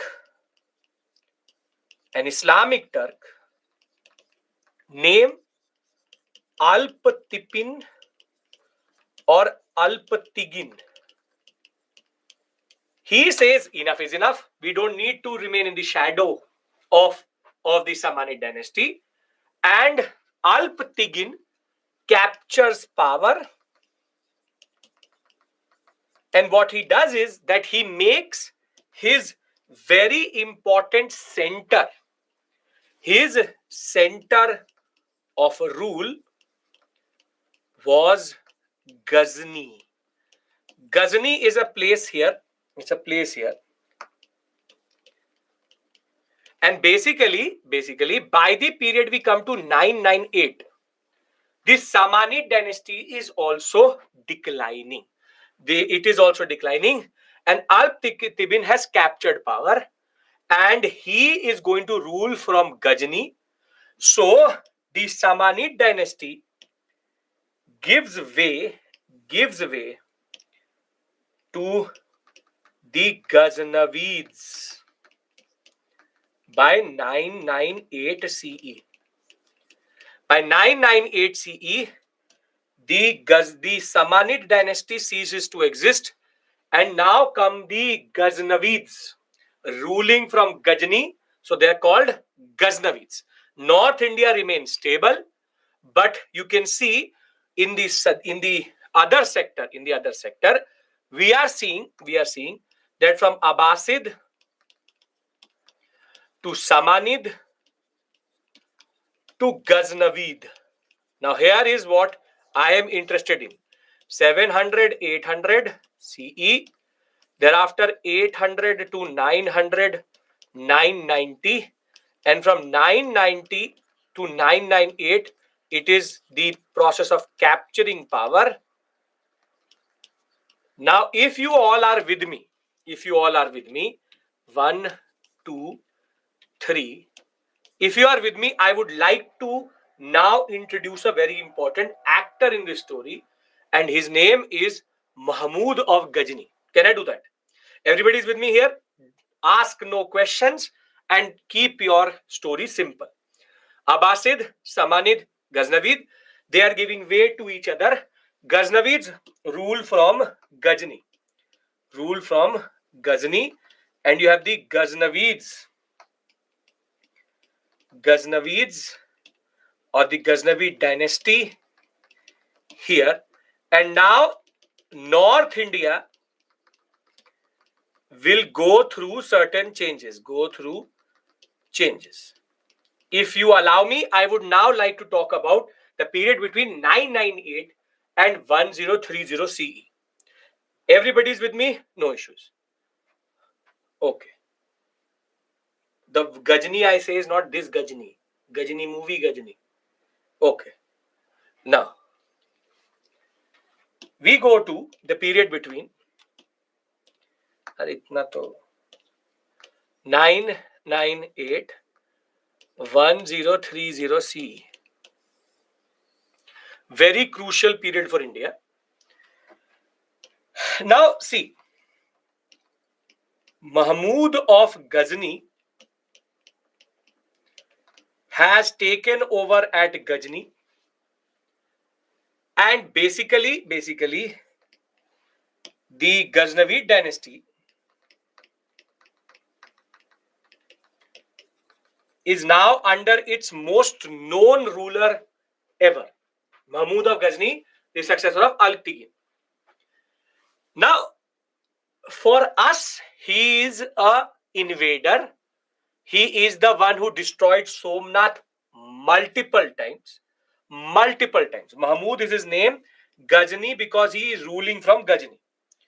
So it's called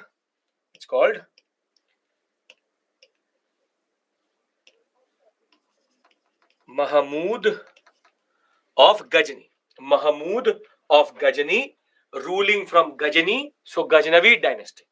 Listen to the words which are coming out of my mouth. So Ghaznavid, Mahmud of Ghazni. Mahmud is his name. Ghazni is from where he rules. Now, he is known to us for the one who destroyed Somnath not 17, but 13 times out of the 17 times he came. Thereafter, in certain texts, it will be written 17 out of 17. He is also the one who destroyed multiple temples on his way. And in Iranian culture, in Iran, he is known as the one who protected Islam in this sector.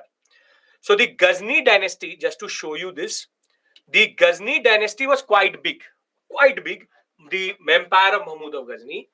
And he always had a lot of pressure from the north towards the non-Islamic Turks, basically attacking the Turkish dynasty of Ghaznavids. Ruling from Ghazni itself, near the Khyber Pass, the fact was he was the one who protected Islam in this sector. So in Iranian culture, he is known as the one who protected Islam in this area. But in our history, is known for a totally different thing. Why did he destroy temple? I'm coming to that. Patience is going to be key here. Every question will be answered to you. Now, unfortunately, when Ghazni rises, In India, there is a process of political fragmentation, and the Satvahana poison will now start to show its true colors. And the problem was, see, South India Cholas are there, but they don't care about what is happening in North India. Now, in North, the Pala Pratihara Rashtrakutas start to decline. And ironically, the Pala Pratihara Rashtrakutas, their feudatories were mostly Kshatriyas.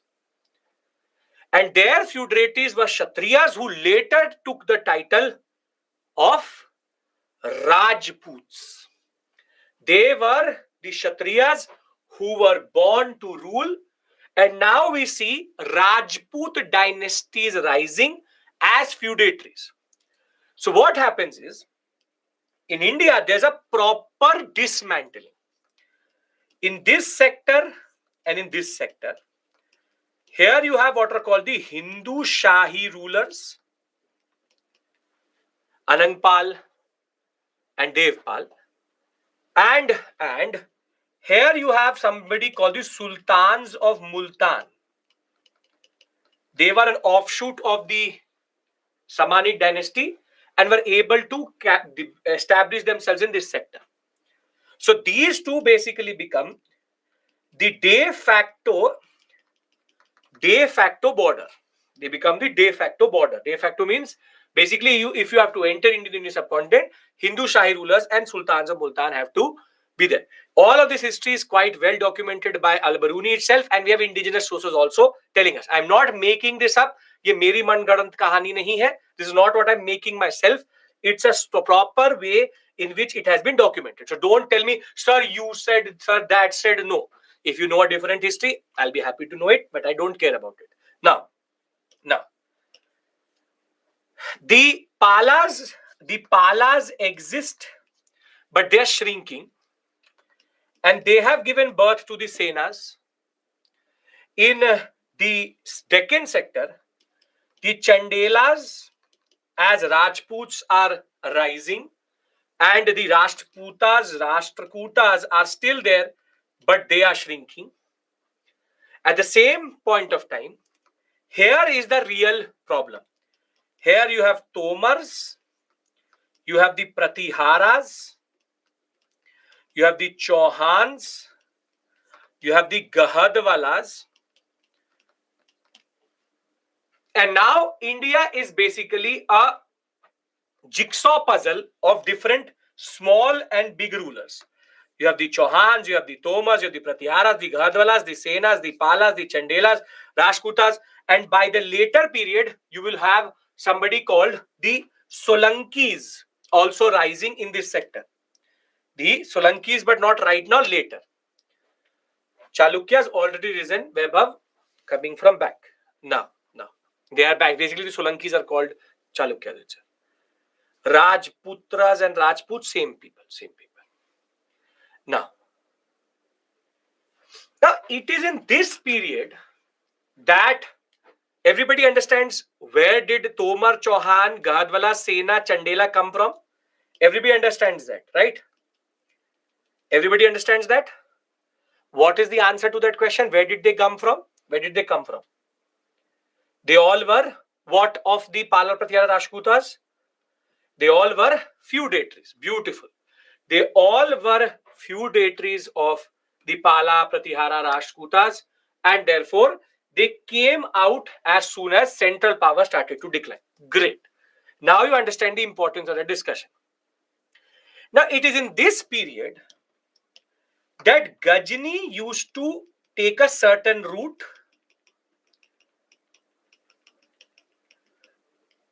and used to basically go back to Ghajini. Entering from the Khyber Pass, exiting from the Gomal Pass. Now the question was, why did Ghajini come to India? First question. Second, why did he not expand into India? And third, what is that about India that it became so easy to come 17 times? Now, the first question is, Ghazni never had territorial ambitions about India. Never had territorial ambitions. He just saw India as an ATM.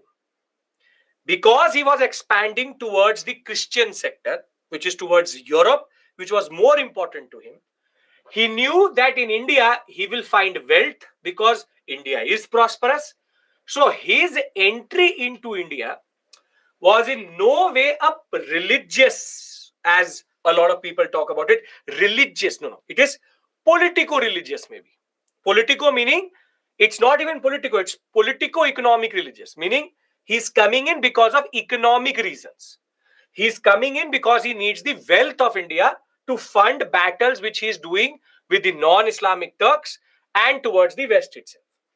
So he has no, remember, has no, this comes in the examination, has no territorial ambition. If he had, maybe the story of India would have been different. Maybe the story of India would have been different because he has no territorial ambitions, none whatsoever.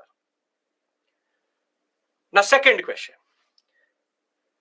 Then why go to temples? Or why is he known as the breaker of Somnath so many times? You tell me one institution in India which, irrespective of any season, year, or time, you will find money in any institution right now also. Any institutions. And obviously the answer for that is temples. Temple is a source and an area of wealth. Because temples have Dan Dakshina, they have Dev Dana grant, they have a lot of money. So Gajani knew where to go. He knew that Somnath temple was one of the most prosperous temples in this sector. And he also had found a very interesting route. He had also found a very interesting route. So I have established two things to you. People talk about in British colonial, what we call as communalistic history, that Ghazni's entry into India was fully religious. But the idea is it's, yes, sure, it is religious. It has a certain connotation. But he did not come to destroy Hinduism. He just came here for money. And in that process, he confronted the temples. And that may have a certain communal angle. But please remember one thing. When Gajani set out from the Khyber Pass, he was not going to enter India thinking I will destroy Hinduism whatsoever. Please understand this point. This is a British created myth so as to divide us during the colonial period. Yes, he entered. Yes, he attacked temples. Yes, he took the Shivling. Yes, he did what he wanted to do. But if he wanted, he could have done it throughout India. But he only did it in a certain sector. And every time he got money, he went back. Have I established to you this fact clearly? Because this is the Satish Chandra based argument. You like it, you don't like it. This is what is expected in the examination. Are we clear about this? Loot is loot, plunder is plunder, economic, no initial, maybe secondary, but primary concept is economic. Secondary may be religious, sure. Now can I talk about the second question, which is what is this route he found and why was it so easy? Can I discuss that aspect? Rajputs were the feudatories of the Pala Pratyahara and Rajputas. Okay. But sir, colleges are also rich. High fees, get admission. Today. Not at that point of time. Aaj hai, aajkal. You want to loot your own college, sure. But at that point of time, colleges, you will not get money. High fees, schools, like that, not that point. Gurukul ko loot ke kya hoga? Temples have money, right? Okay. Andiram, I'm not saying that it is not true. But entry into India is not fully religious. I'm not saying that the religious angle goes away. He gets a certain satisfaction out of it, sure. But initial intention is economic. Because if that was the full intention, then you tell me, Andaram, why would he stop at one temple or two temples? You tell me. Right? Okay. Right? I leave it to you to decide. If he had come with that only that perspective, he would have territorially expanded into India. Okay. So I leave it to you. I am not justifying, I'm not sanitizing. I leave it to your understanding, right? So if that was the real thing, if it was totally religious, then why stop in a certain sector? Why stop in a certain sector?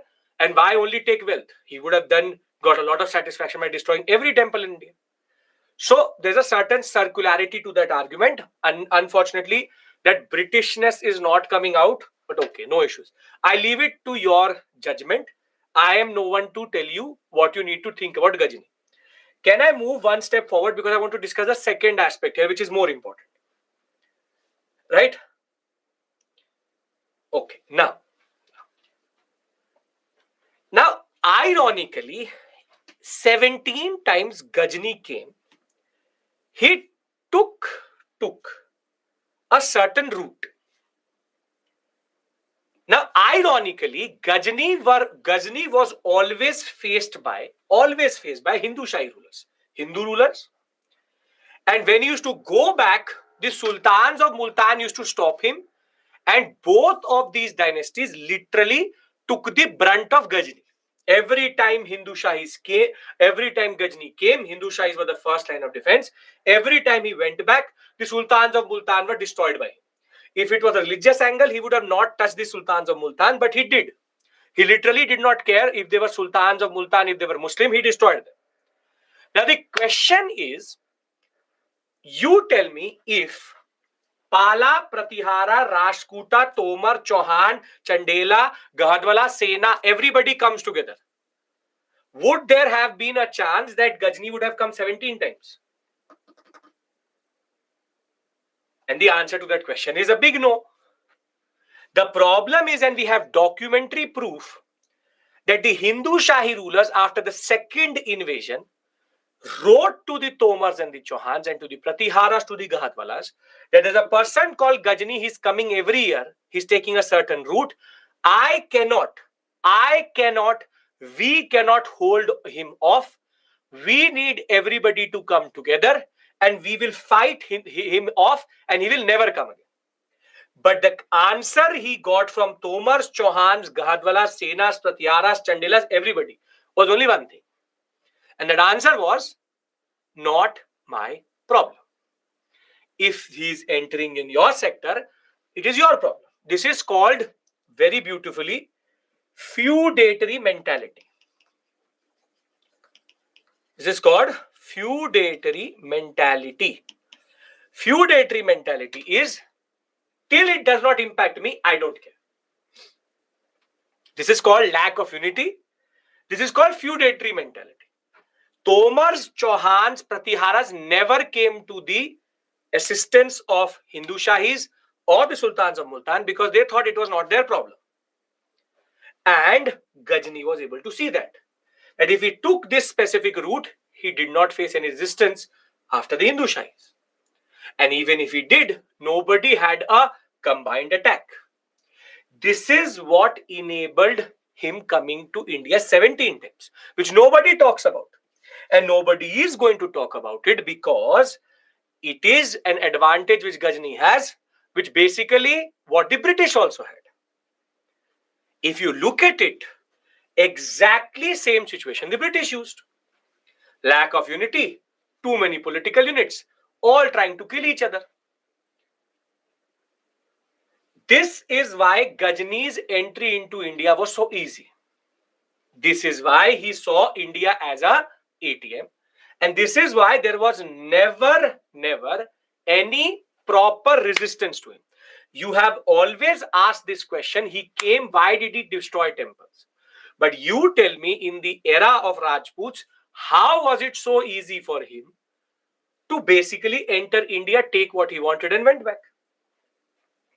Why? This is the more relevant question to ask, which is why? Amit, Somnath was so prosperous. Every year he could loot. Next year again money was there. So it's a safer route because he does not have to touch the Tomars and the Chauhans. That he is very cognizant of who to touch. He knew Hindu Shahis will never get any assistance. Hindu Shahi rulers will basically get destroyed by this. But the question was, and the question is, why did he come to India? No territorial ambition, socio-political, not even socio-political, politico-economic reasons, along with religious connotation. And none of them showed any form of unity because of feudatory mentality. Now do you get it? Why do I say that the Satavahanas and the Guptas started to stir a certain type of poison into India, which will later come back and in a way, destroy India itself. Now do you get the point of that discussion? The reason why we are not giving united assistance or united, what we call as attack or united idea, is because there is no unity, and that lack of unity is because of political fragmentation. Political fragmentation means feudatory mentality. Clear about these three things? Okay. Now I want to just read this portion out to you. 100 to 1200 rapid changes in Central and West Asia. The Turks were becoming more and more important. Abbasid Caliphate was declining. Within them, they started as palace guards. Under the Samanids, they become important governors.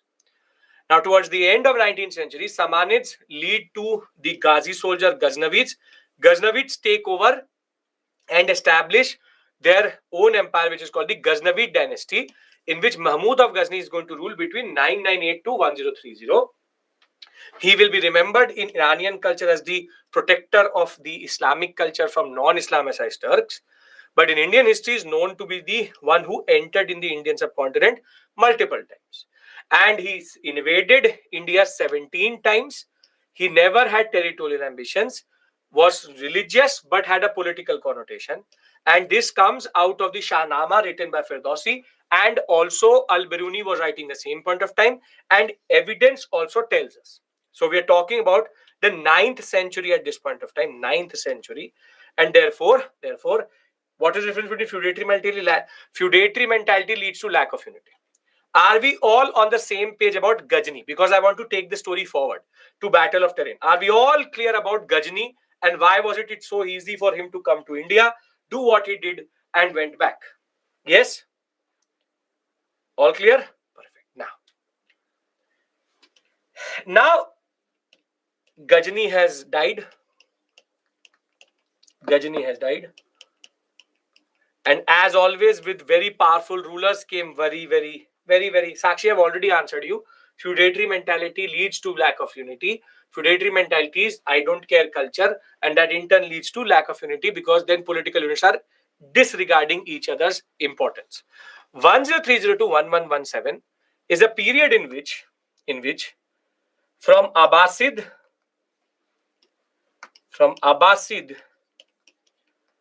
to Samanid to the Ghaznavids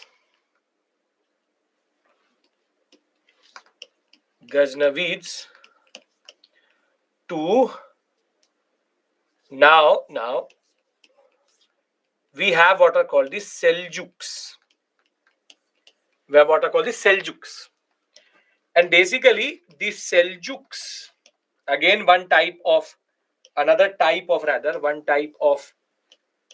Islamic Turks, Seljuks. They rule beyond this line, but they were not that powerful enough to touch India. But in India, something very interesting happens.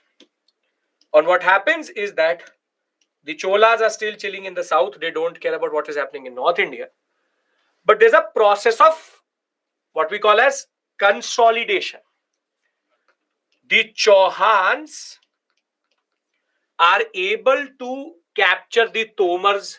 Chauhans operating from Ajmer will capture the Tomars of Delhi and establish the Chauhan dynasty.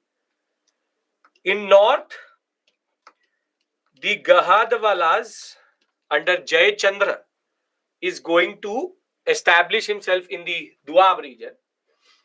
Here, the Senas will emerge along with the Chandelas, the Solankis, and the Paramars in between somewhere, very small dynasty will be destroyed later. But the de facto border now becomes the Chauhans. If you want to enter into India, you have to face the Chauhan, Gadwalas, Solankis, Chandelas, Senas and the Cholas. Paramar minor power rule from the Ujjain sector for a short period of time. Now this is called consolidation. If you look at it, this is called consolidation. The period where the Palas, Pratiyas, Rajputas are totally gone. Yes, the Paramars of Malwa, they will be taken away, and the Chauhans, Gadwalas, Senas, Solankis, Chandelas and Cholas will be the ones who will rule India. Now, if this you understand, which is further consolidation, let us create the context in which the first battle of terrain will happen, which I can discuss with you if this is clear. If you all are on the same page with regards to this. We are? Yes, we are. Very good, very good, very good. Very good. Now, we go from 1117 CE to 1191 CE. This is where things will become interesting. And I am telling you, if you try to read this section, close to 150. I've actually gone through at least 90 pages with you with regards to that. Now, we started with Abbasid. Then we went to Hindu Shahis don't exist. 17 times battered by Ghazni. There's no way they will exist.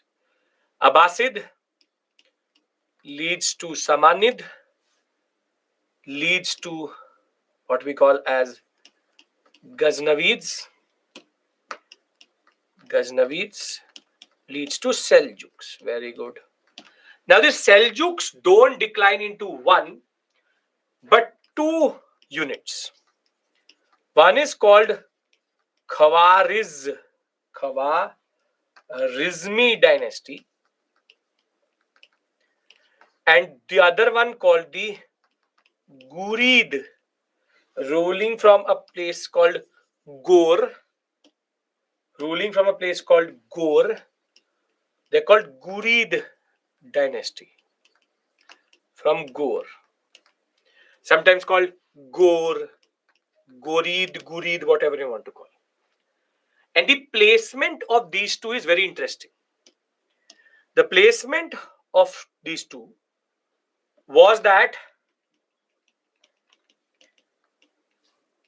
the Gurids were in a way sandwiched. You have the Khwarizmi dynasty here and the Gurids here.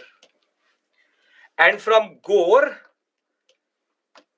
a person is ruling. He's known as Muinuddin Shah, whatever you want to call him. We call him Muhammad of Gori. Muhammad of Gori.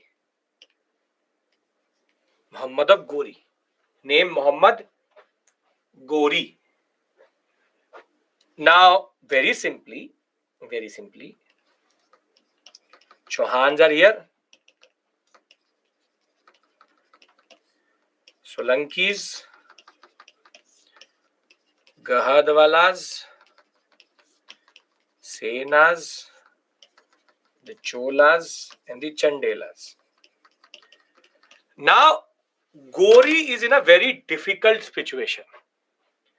He can't go westward because Khwarizm Shah, the ruler, his name Khwarizm Shah. Khwarizm Shah is extremely brutal in pushing the Gorids, sandwiching it. Here you have the Chauhans, and he is basically stuck up in the worst position. Is that area very fertile? Is that area very, very fertile? And the answer to that question is no. It's mostly the Pamir Knot or the Hindu Kush Mountains. He has nothing. So now Gorid is not in the situation the way Ghazni was. Now this is how Ghazni and Gori are different. Gori did not have a chance to go towards the west. Ghazni was going towards the west, so he didn't care. And therefore,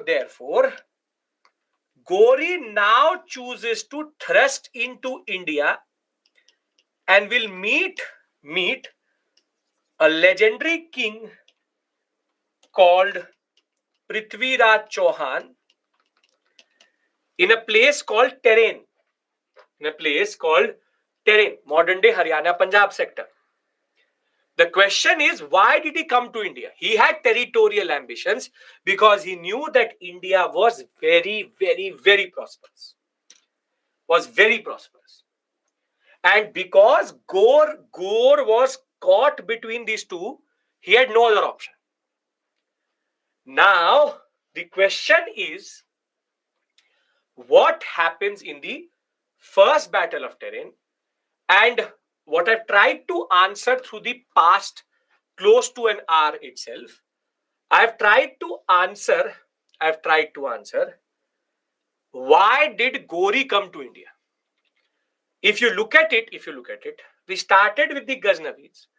Ghajni had no territorial ambition, so he just used the chaos of India to loot Somnath. Thereafter, India got consolidated into the Rajput dynasties, and thereafter, Gore was caught up in between two dynasties. One he has Chauhans, the other one he has Khwarizm Shah. Khwarizm Shah is too powerful, so he takes a chance and enters into India through the Khyber Pass, and now sets up the first most important battle at Terrain, which is called the First Battle of Terrain. It's called the First Battle of Terrain. If we understand this, I can then talk about first and second battle, and then I have to give you the master timeline, which I have not given you till now, which I'll give it to you today. I need half an hour for that. I have very well placed it in such a way that we can talk about Delhi Sultanate tomorrow. We can talk about the first battle of Terrain and second battle of Terrain. No, Indus is not with Khwarizm Shah. He's holding the Iraq, Iran sector, Afghanistan. Are we clear? I have not given you the master timeline. Yes or no? I've given you. I don't remember. Have I given you the master timeline? No, right? I'll give it to you. Don't worry. Okay. That is something more important than this. Can I talk about first and second battle? Okay. Now, first battle of Terrain between Prithviraj Chauhan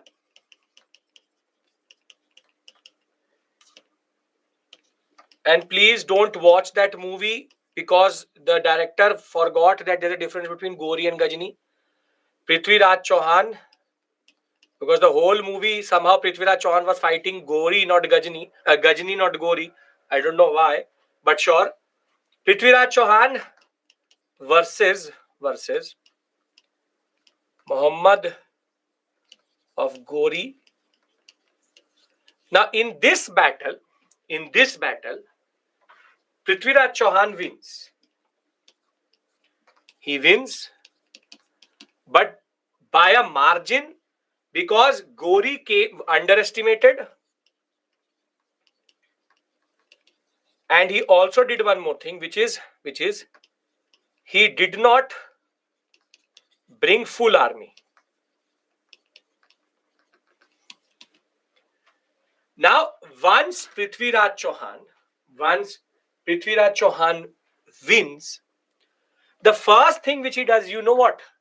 He writes to the Gahadwalas and to the Senas and to the Chandelas and to the Solankis that there's a person called Gori.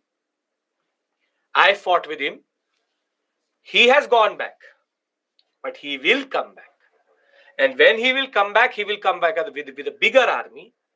And we all should come together because second battle of Terrain is going to happen for sure.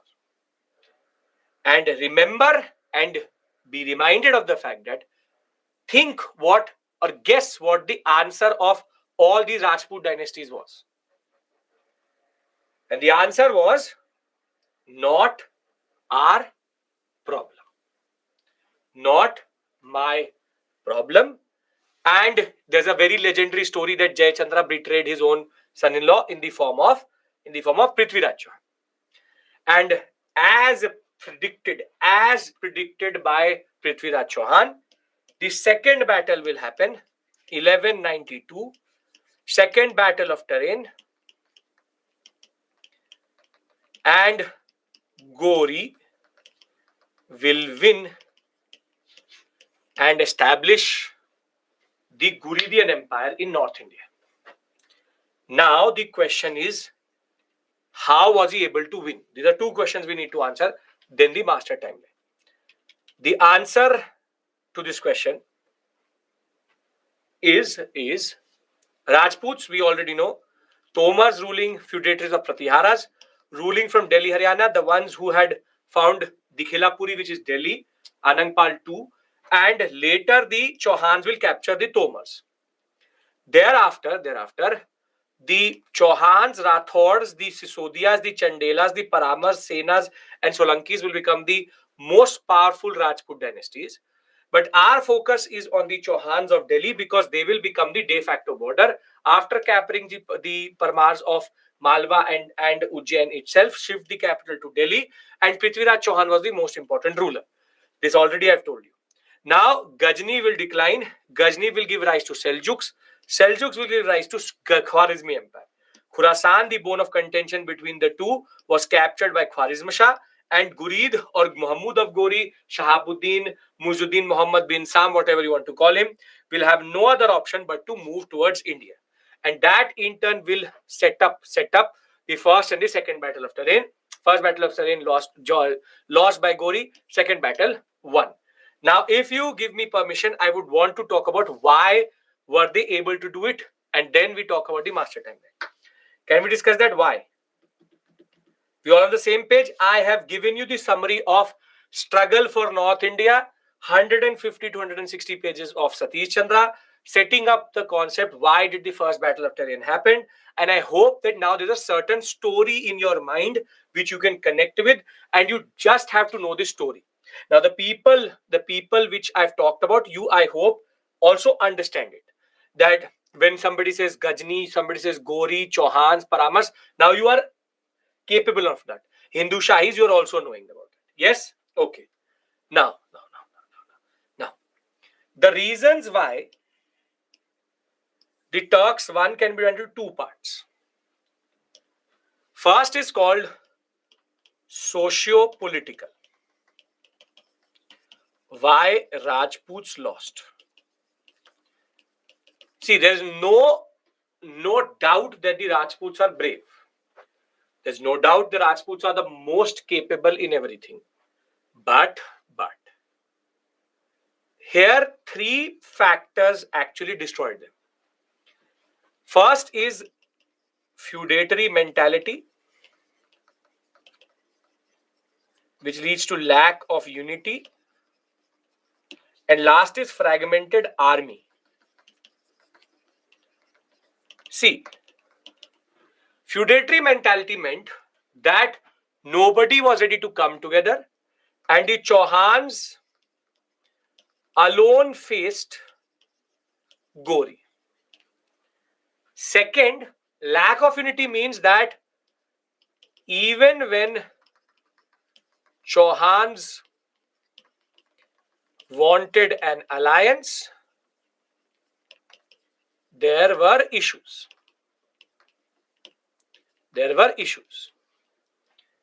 And third is fragmented army meant the resistance and chaos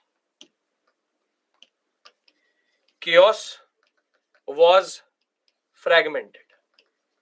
Means that as soon as they started to lose the battle, all the feudatory armies of the Chauhans, because Chauhans are also ruling in a decentralized manner, they started to leave. They said, we did not come to die in the hands of Gori. We are going back to our small ruler. When you don't have one standing army, the fragmented armies, basically the armies of the feudatory, started to disperse and left Chauhan empty. So here comes the socio-political. Now comes the technological.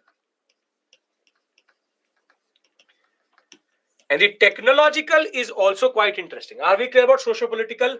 I've been creating the context for the socio-political now close to 3 to 4 classes. Can I talk about technological?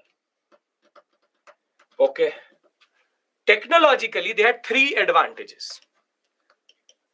Horse-based army versus Chauhan's elephant army. Second, iron stirrup. And third is called mounted archers. They're called mounted archers. Horse-based army means that they are faster and are very quick in battlefield, whilst an elephant-based army is very slow.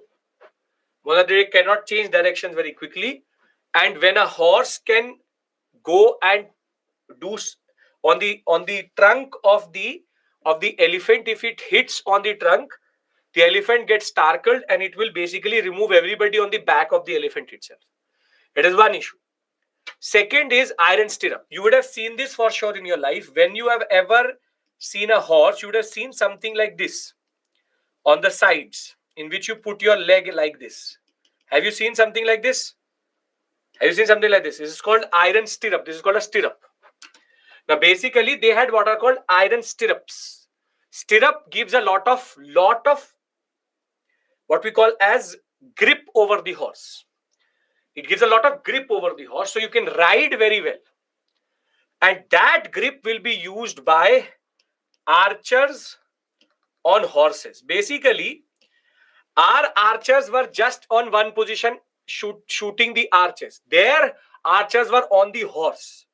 And therefore, they were able to move around and because of the stirrup, hold their position and kill anybody throughout the battlefield. It is basically meant that the mounted archers created so much chaos in every part of the army that everybody started to leave and leave Prithviraj Chauhan alone itself. And this is where the idea of or the concept of why the Turks won comes through. Again, this will not come as a question to you, but you are entitled to know it. Now here I stop. Tomorrow I pick up the story from Kutubuddin Aibak Yaldu's establishment of Delhi Sultanate and the political history. We already know that we don't meet on Thursday, Friday. Class cancelled. We'll do it on Sunday. We'll do it on Saturday, 6th January. So, can I now talk about the master timeline? If everything since the beginning is clear, which is the Cholas, their concept of what we call as Devdana and all grants, Uttaramayur, Ur, Sabha and Nagaram, and the consolidation of North India and how Chauhan versus Ghori came about. Can we talk about master timelines? Yes? Perfect. Okay. Now Delhi Sultanate we do tomorrow. I want blank slides and I am taking that. I need 3 to 4 blank slides. Okay. So remember slide number 29, 30, 31, 32 is going to be where you're going to do. Can we discuss new topic? No, Karaku.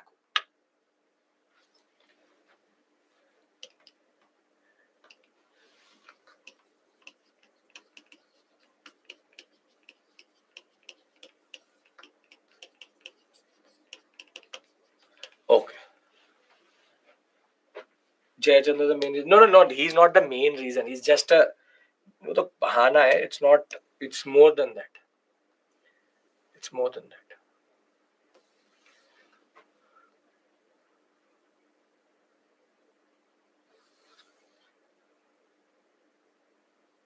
I'm not giving you Turkish timeline. I'm giving you from ancient to till whole ancient timeline in that regard. That is the purpose of this discussion. I told you I'll give it to you. That is the promise I made. And this is going to be something where we're revising everything now further.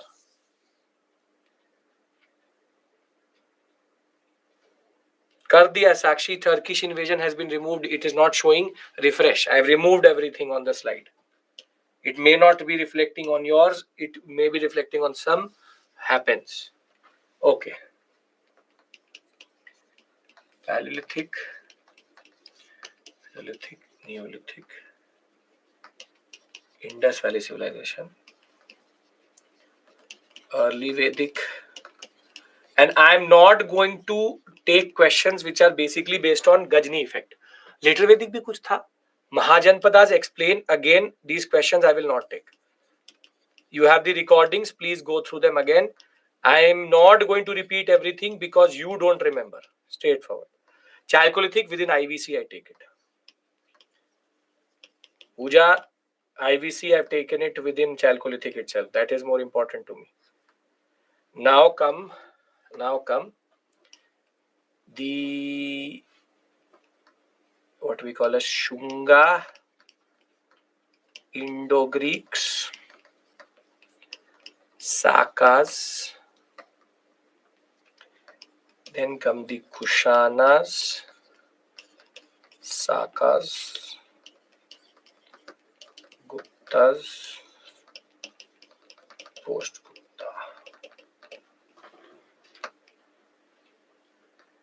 Post-Gupta.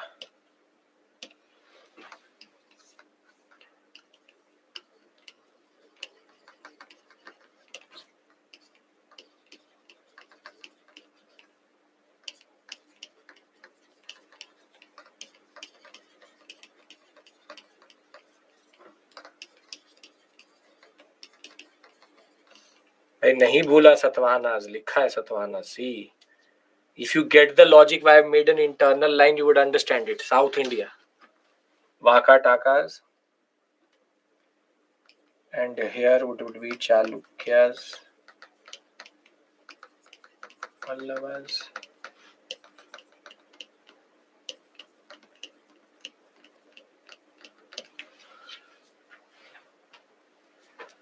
Now,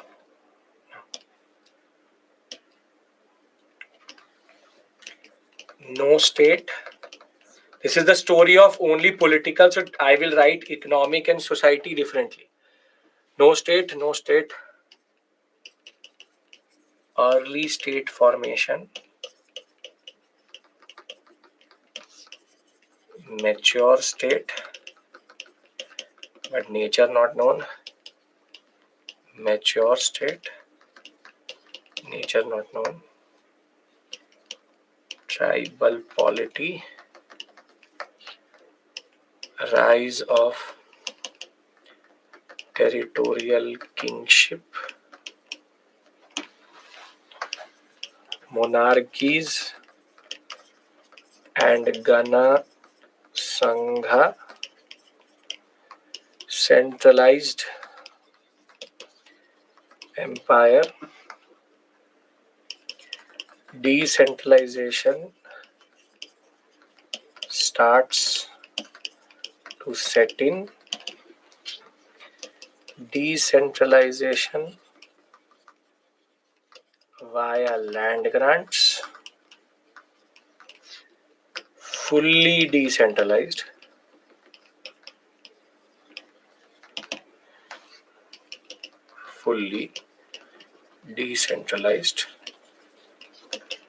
feudatory politics. How did you master in notes making? 12 years of studies. No tax, no tax, no tax, no tax, no tax. Taxation starts.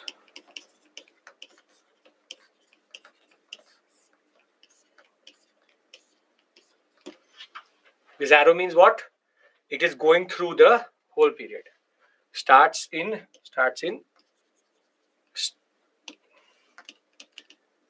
later Vedic period. Thereafter, anything else we can add here? Not really. I will then move to economic. Can I go to economic? And then to social. Can I go to economic? Yes. Political, more or less clear. Okay.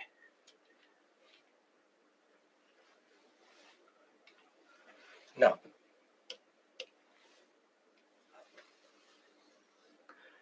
coins are part of economic. Pooja.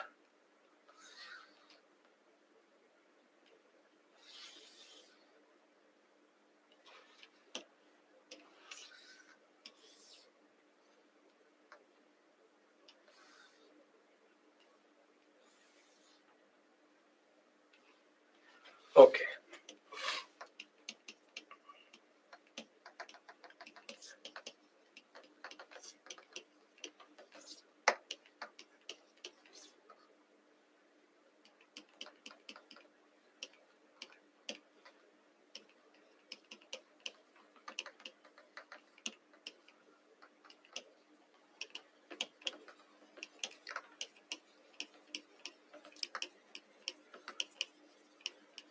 Mahajan Pradas. Taxation is a very what we call as political thing. Here I only write post Maurya because we don't have to go into each and every same thing. Thereafter, Gupta, Vakatakas, post Gupta. Now, economic. This is called hunting and gathering. If you can remember this over a period of time, then 80% of the questions can be answered through this only. Mesolithic, hunting and gathering, plus animal husbandry, what is called domestication of animals. This is agriculture plus animal husbandry, AH, plus hunting and gathering. Hunting and gathering. IVC, agriculture plus hunting and gathering plus animal husbandry. This is pastoralism.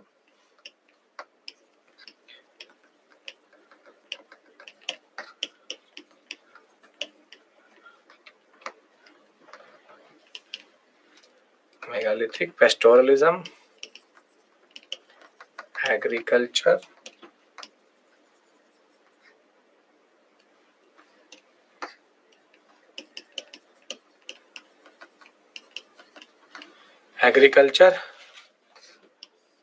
thereafter same thing. Then no trade,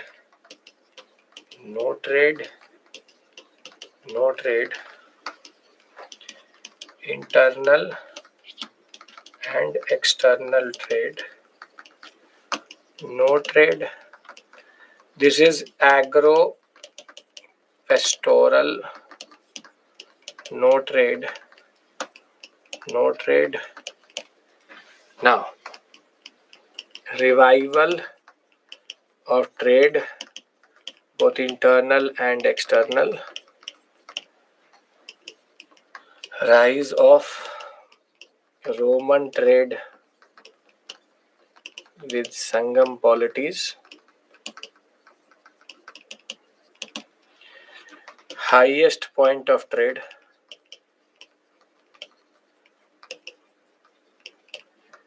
Trade starts to decline.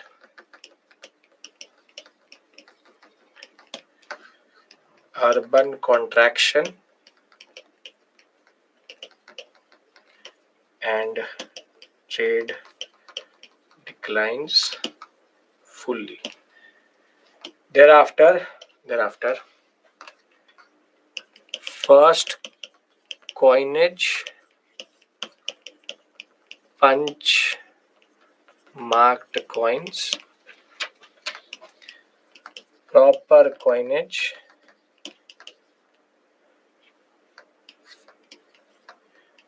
Indo-Greeks, proper coinage, Indo-Greeks, and same story. Thereafter, stone,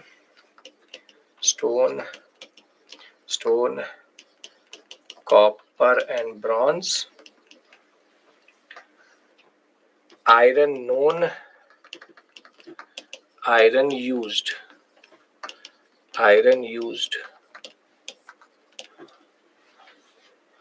Right? Anything else we can add in economic? Anything else?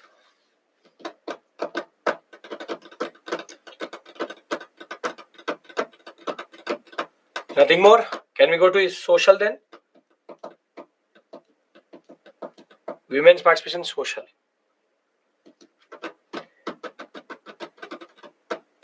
Okay.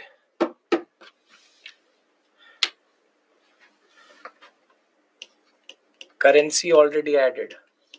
That is what is coinage. Fire and all smaller points you can remember. यहाँ बड़ी बड़ी बातें हो रही हैं.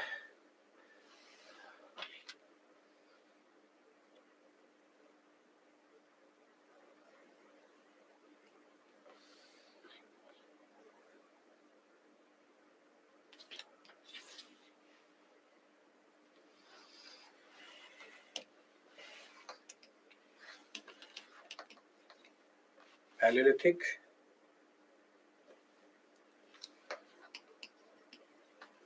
Mesolithic, Neolithic, IVC,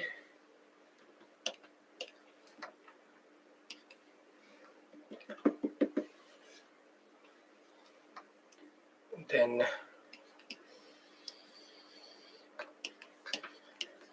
Megalithic, early Vedic, later Vedic, Mahajanapadas, Mauryan and Sangam.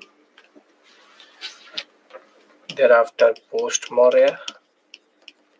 We don't need to divide it into two. Gupta,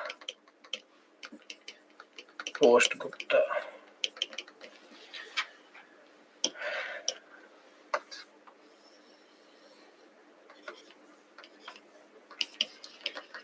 Complex society. That's what we only know. Simple society.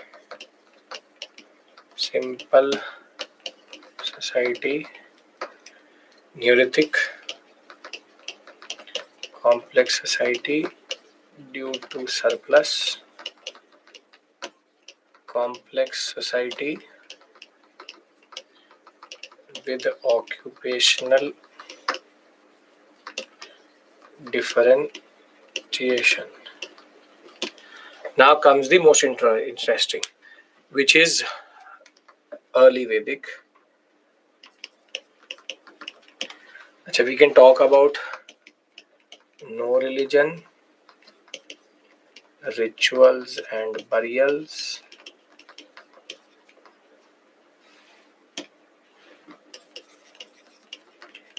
naturalistic rituals and naturalistic religion. Naturalistic religion, egalitarianism with occupational differences,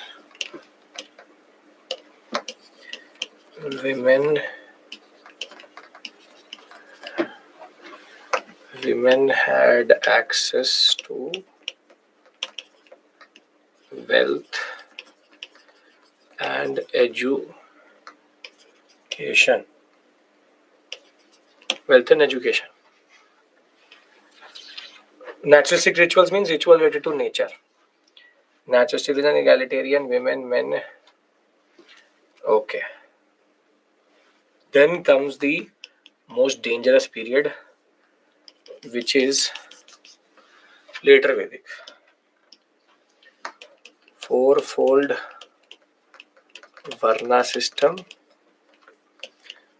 Vedic Brahmanism, social exclusion, what we call as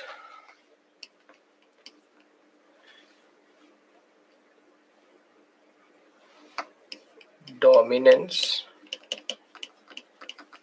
of men over women. Women now.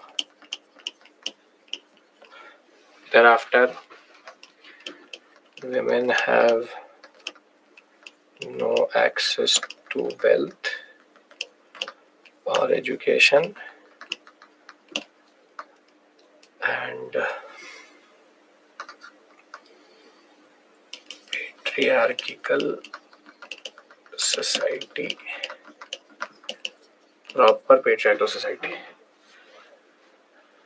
Mahajanpada is the period of rise of three new religions, which is Ajivikism, Buddhism, Jainism. Mauryan period, rise of untouchability,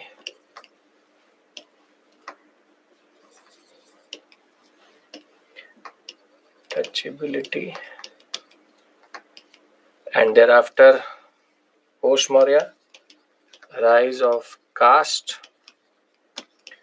or Varna samskara. Thereafter Gupta, rise of Puranic Hinduism, and decline of Buddhism. Anything else we can add? Any point we missed? Not a minor point, major point.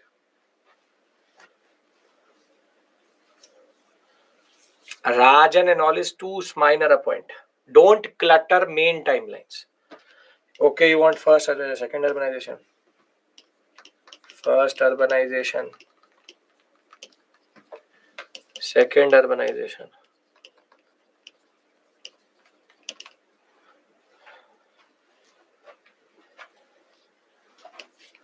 Two processes, assimilation and intermixing. Here it is tribal assimilation.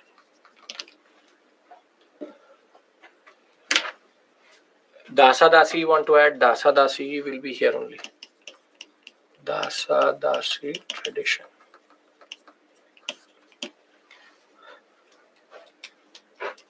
Marriage and all is not that important. Marriage again, early Vedic period.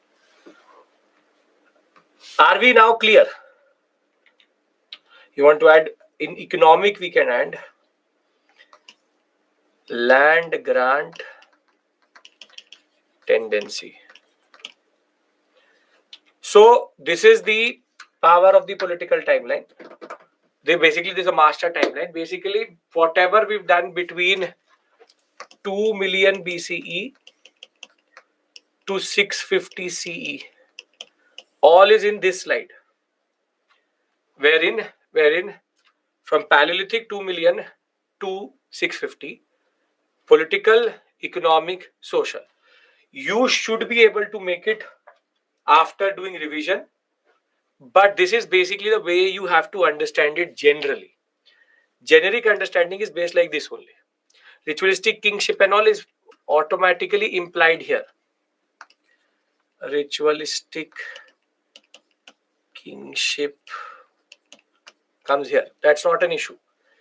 See, these are very minor points. These are major points. This is how ancient works. If you can remember this timeline, it will help you in art and culture also.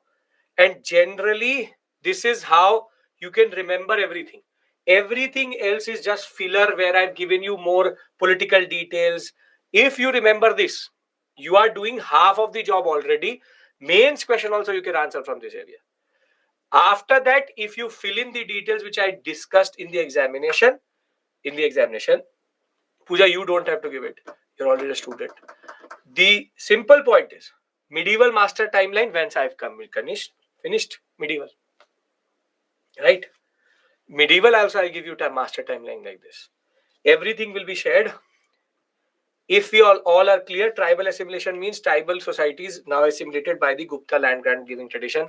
Again, something which is too theoretical to discuss here. I'll leave you today early because you have a webinar with Mukesh sir. If all of this is perfect, we can then end the class. Yes? Master timelines and the story of how North India changed over a period of time. Yes? Second and third point of technological was iron stirrups gave them better grip, gave them mounted archers. Mounted archers could kill across the whole sector itself. All clear? Perfect. So I see you tomorrow, same time, Delhi Sultanate. You can go to the webinar. Use stirrup is nothing but what the horse in which you put your legs. It is rihat. I think what is the word for stirrup in Hindi? Does anybody know that? Role of Jayachandra not important for us. I don't care about these stories and fables. Can anybody tell me what is a stirrup called in Hindi? Rikab. Not lagam is this. Rikab. Rikab, if you understand that. Okay. Thank you, Mustafa. Thank you. Take care. And see you tomorrow.